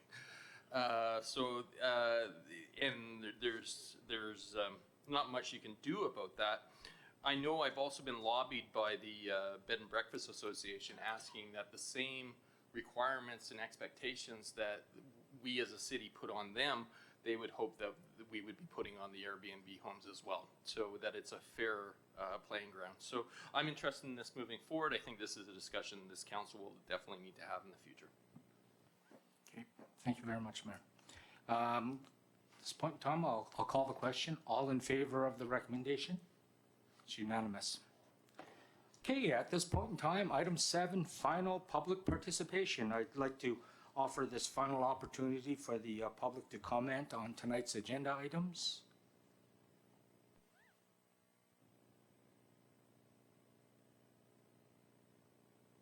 Mayor, I have one last thing to say. I appreciate you're all elected here to represent the citizens of Colwood, and your time is very valuable, as is my time. I spent 4 hours here September 26th with regards to 360 Latoria and the development. I spent another hour here on November 4th, and I spent 2.5 to 3 hours here this evening. I want you to understand, Mr. Logan, or Councillor Logan rather, that if it was just a 30-minute traffic congestion on Ryder Hesjedal, I wouldn't have invested 7 hours of my time. There's a lot of things that are happening there. There is the traffic congestion. There are people committing bylaw infractions, parking in fire lanes, speeding, not adhering to stop signs. So you get all of that in a very small community around the school, and you're wanting to put another big development in there. On top of the fact that you have 4,500 homes planned already. The developers got approval for those. So I think I took offense to your comment that it's just a 30 minutes in the morning, 30 minutes. You can come to my house for an espresso, sit on my front porch, and you can get a good idea of exactly what's going on there. It is not that. It really isn't. And myself and my neighbors were here. We're voicing our voices because we have that opportunity, and I think it's really important. And I know, Mr. Mayor, you already sat down with my neighbors to discuss the parking. They had a meeting with you. So it's not something that we've made up. It is a real problem, and the community is growing. So the problem exists now is only going to get worse. That school is over capacity right now. Once the extension is finished next year, it will be at capacity already. It is the largest high school on the island. You still have, Ben Mycroft said he's built 500 homes so far. So you have 4,000 more homes to build. And you have a high school that's at capacity. Why is that land not being saved for the expansion of that high school? You have a whole community to plan. I really ask you passionately to please consider this plan, because I think it's a great plan, and what I bought into when they sold it to me, and the walkways and all the commercial space. But these developers, they want to just build houses because the houses give them revenue up front. The commercial property doesn't. They have to outlay money for the commercial property. You ran on, Mr. Mayor, on the premise that you would increase commercial property. There hasn't been a lot come to council or to Colwood in the last 2 years since I moved here. So I really think these developers should, like Seacrest, I went to their open house.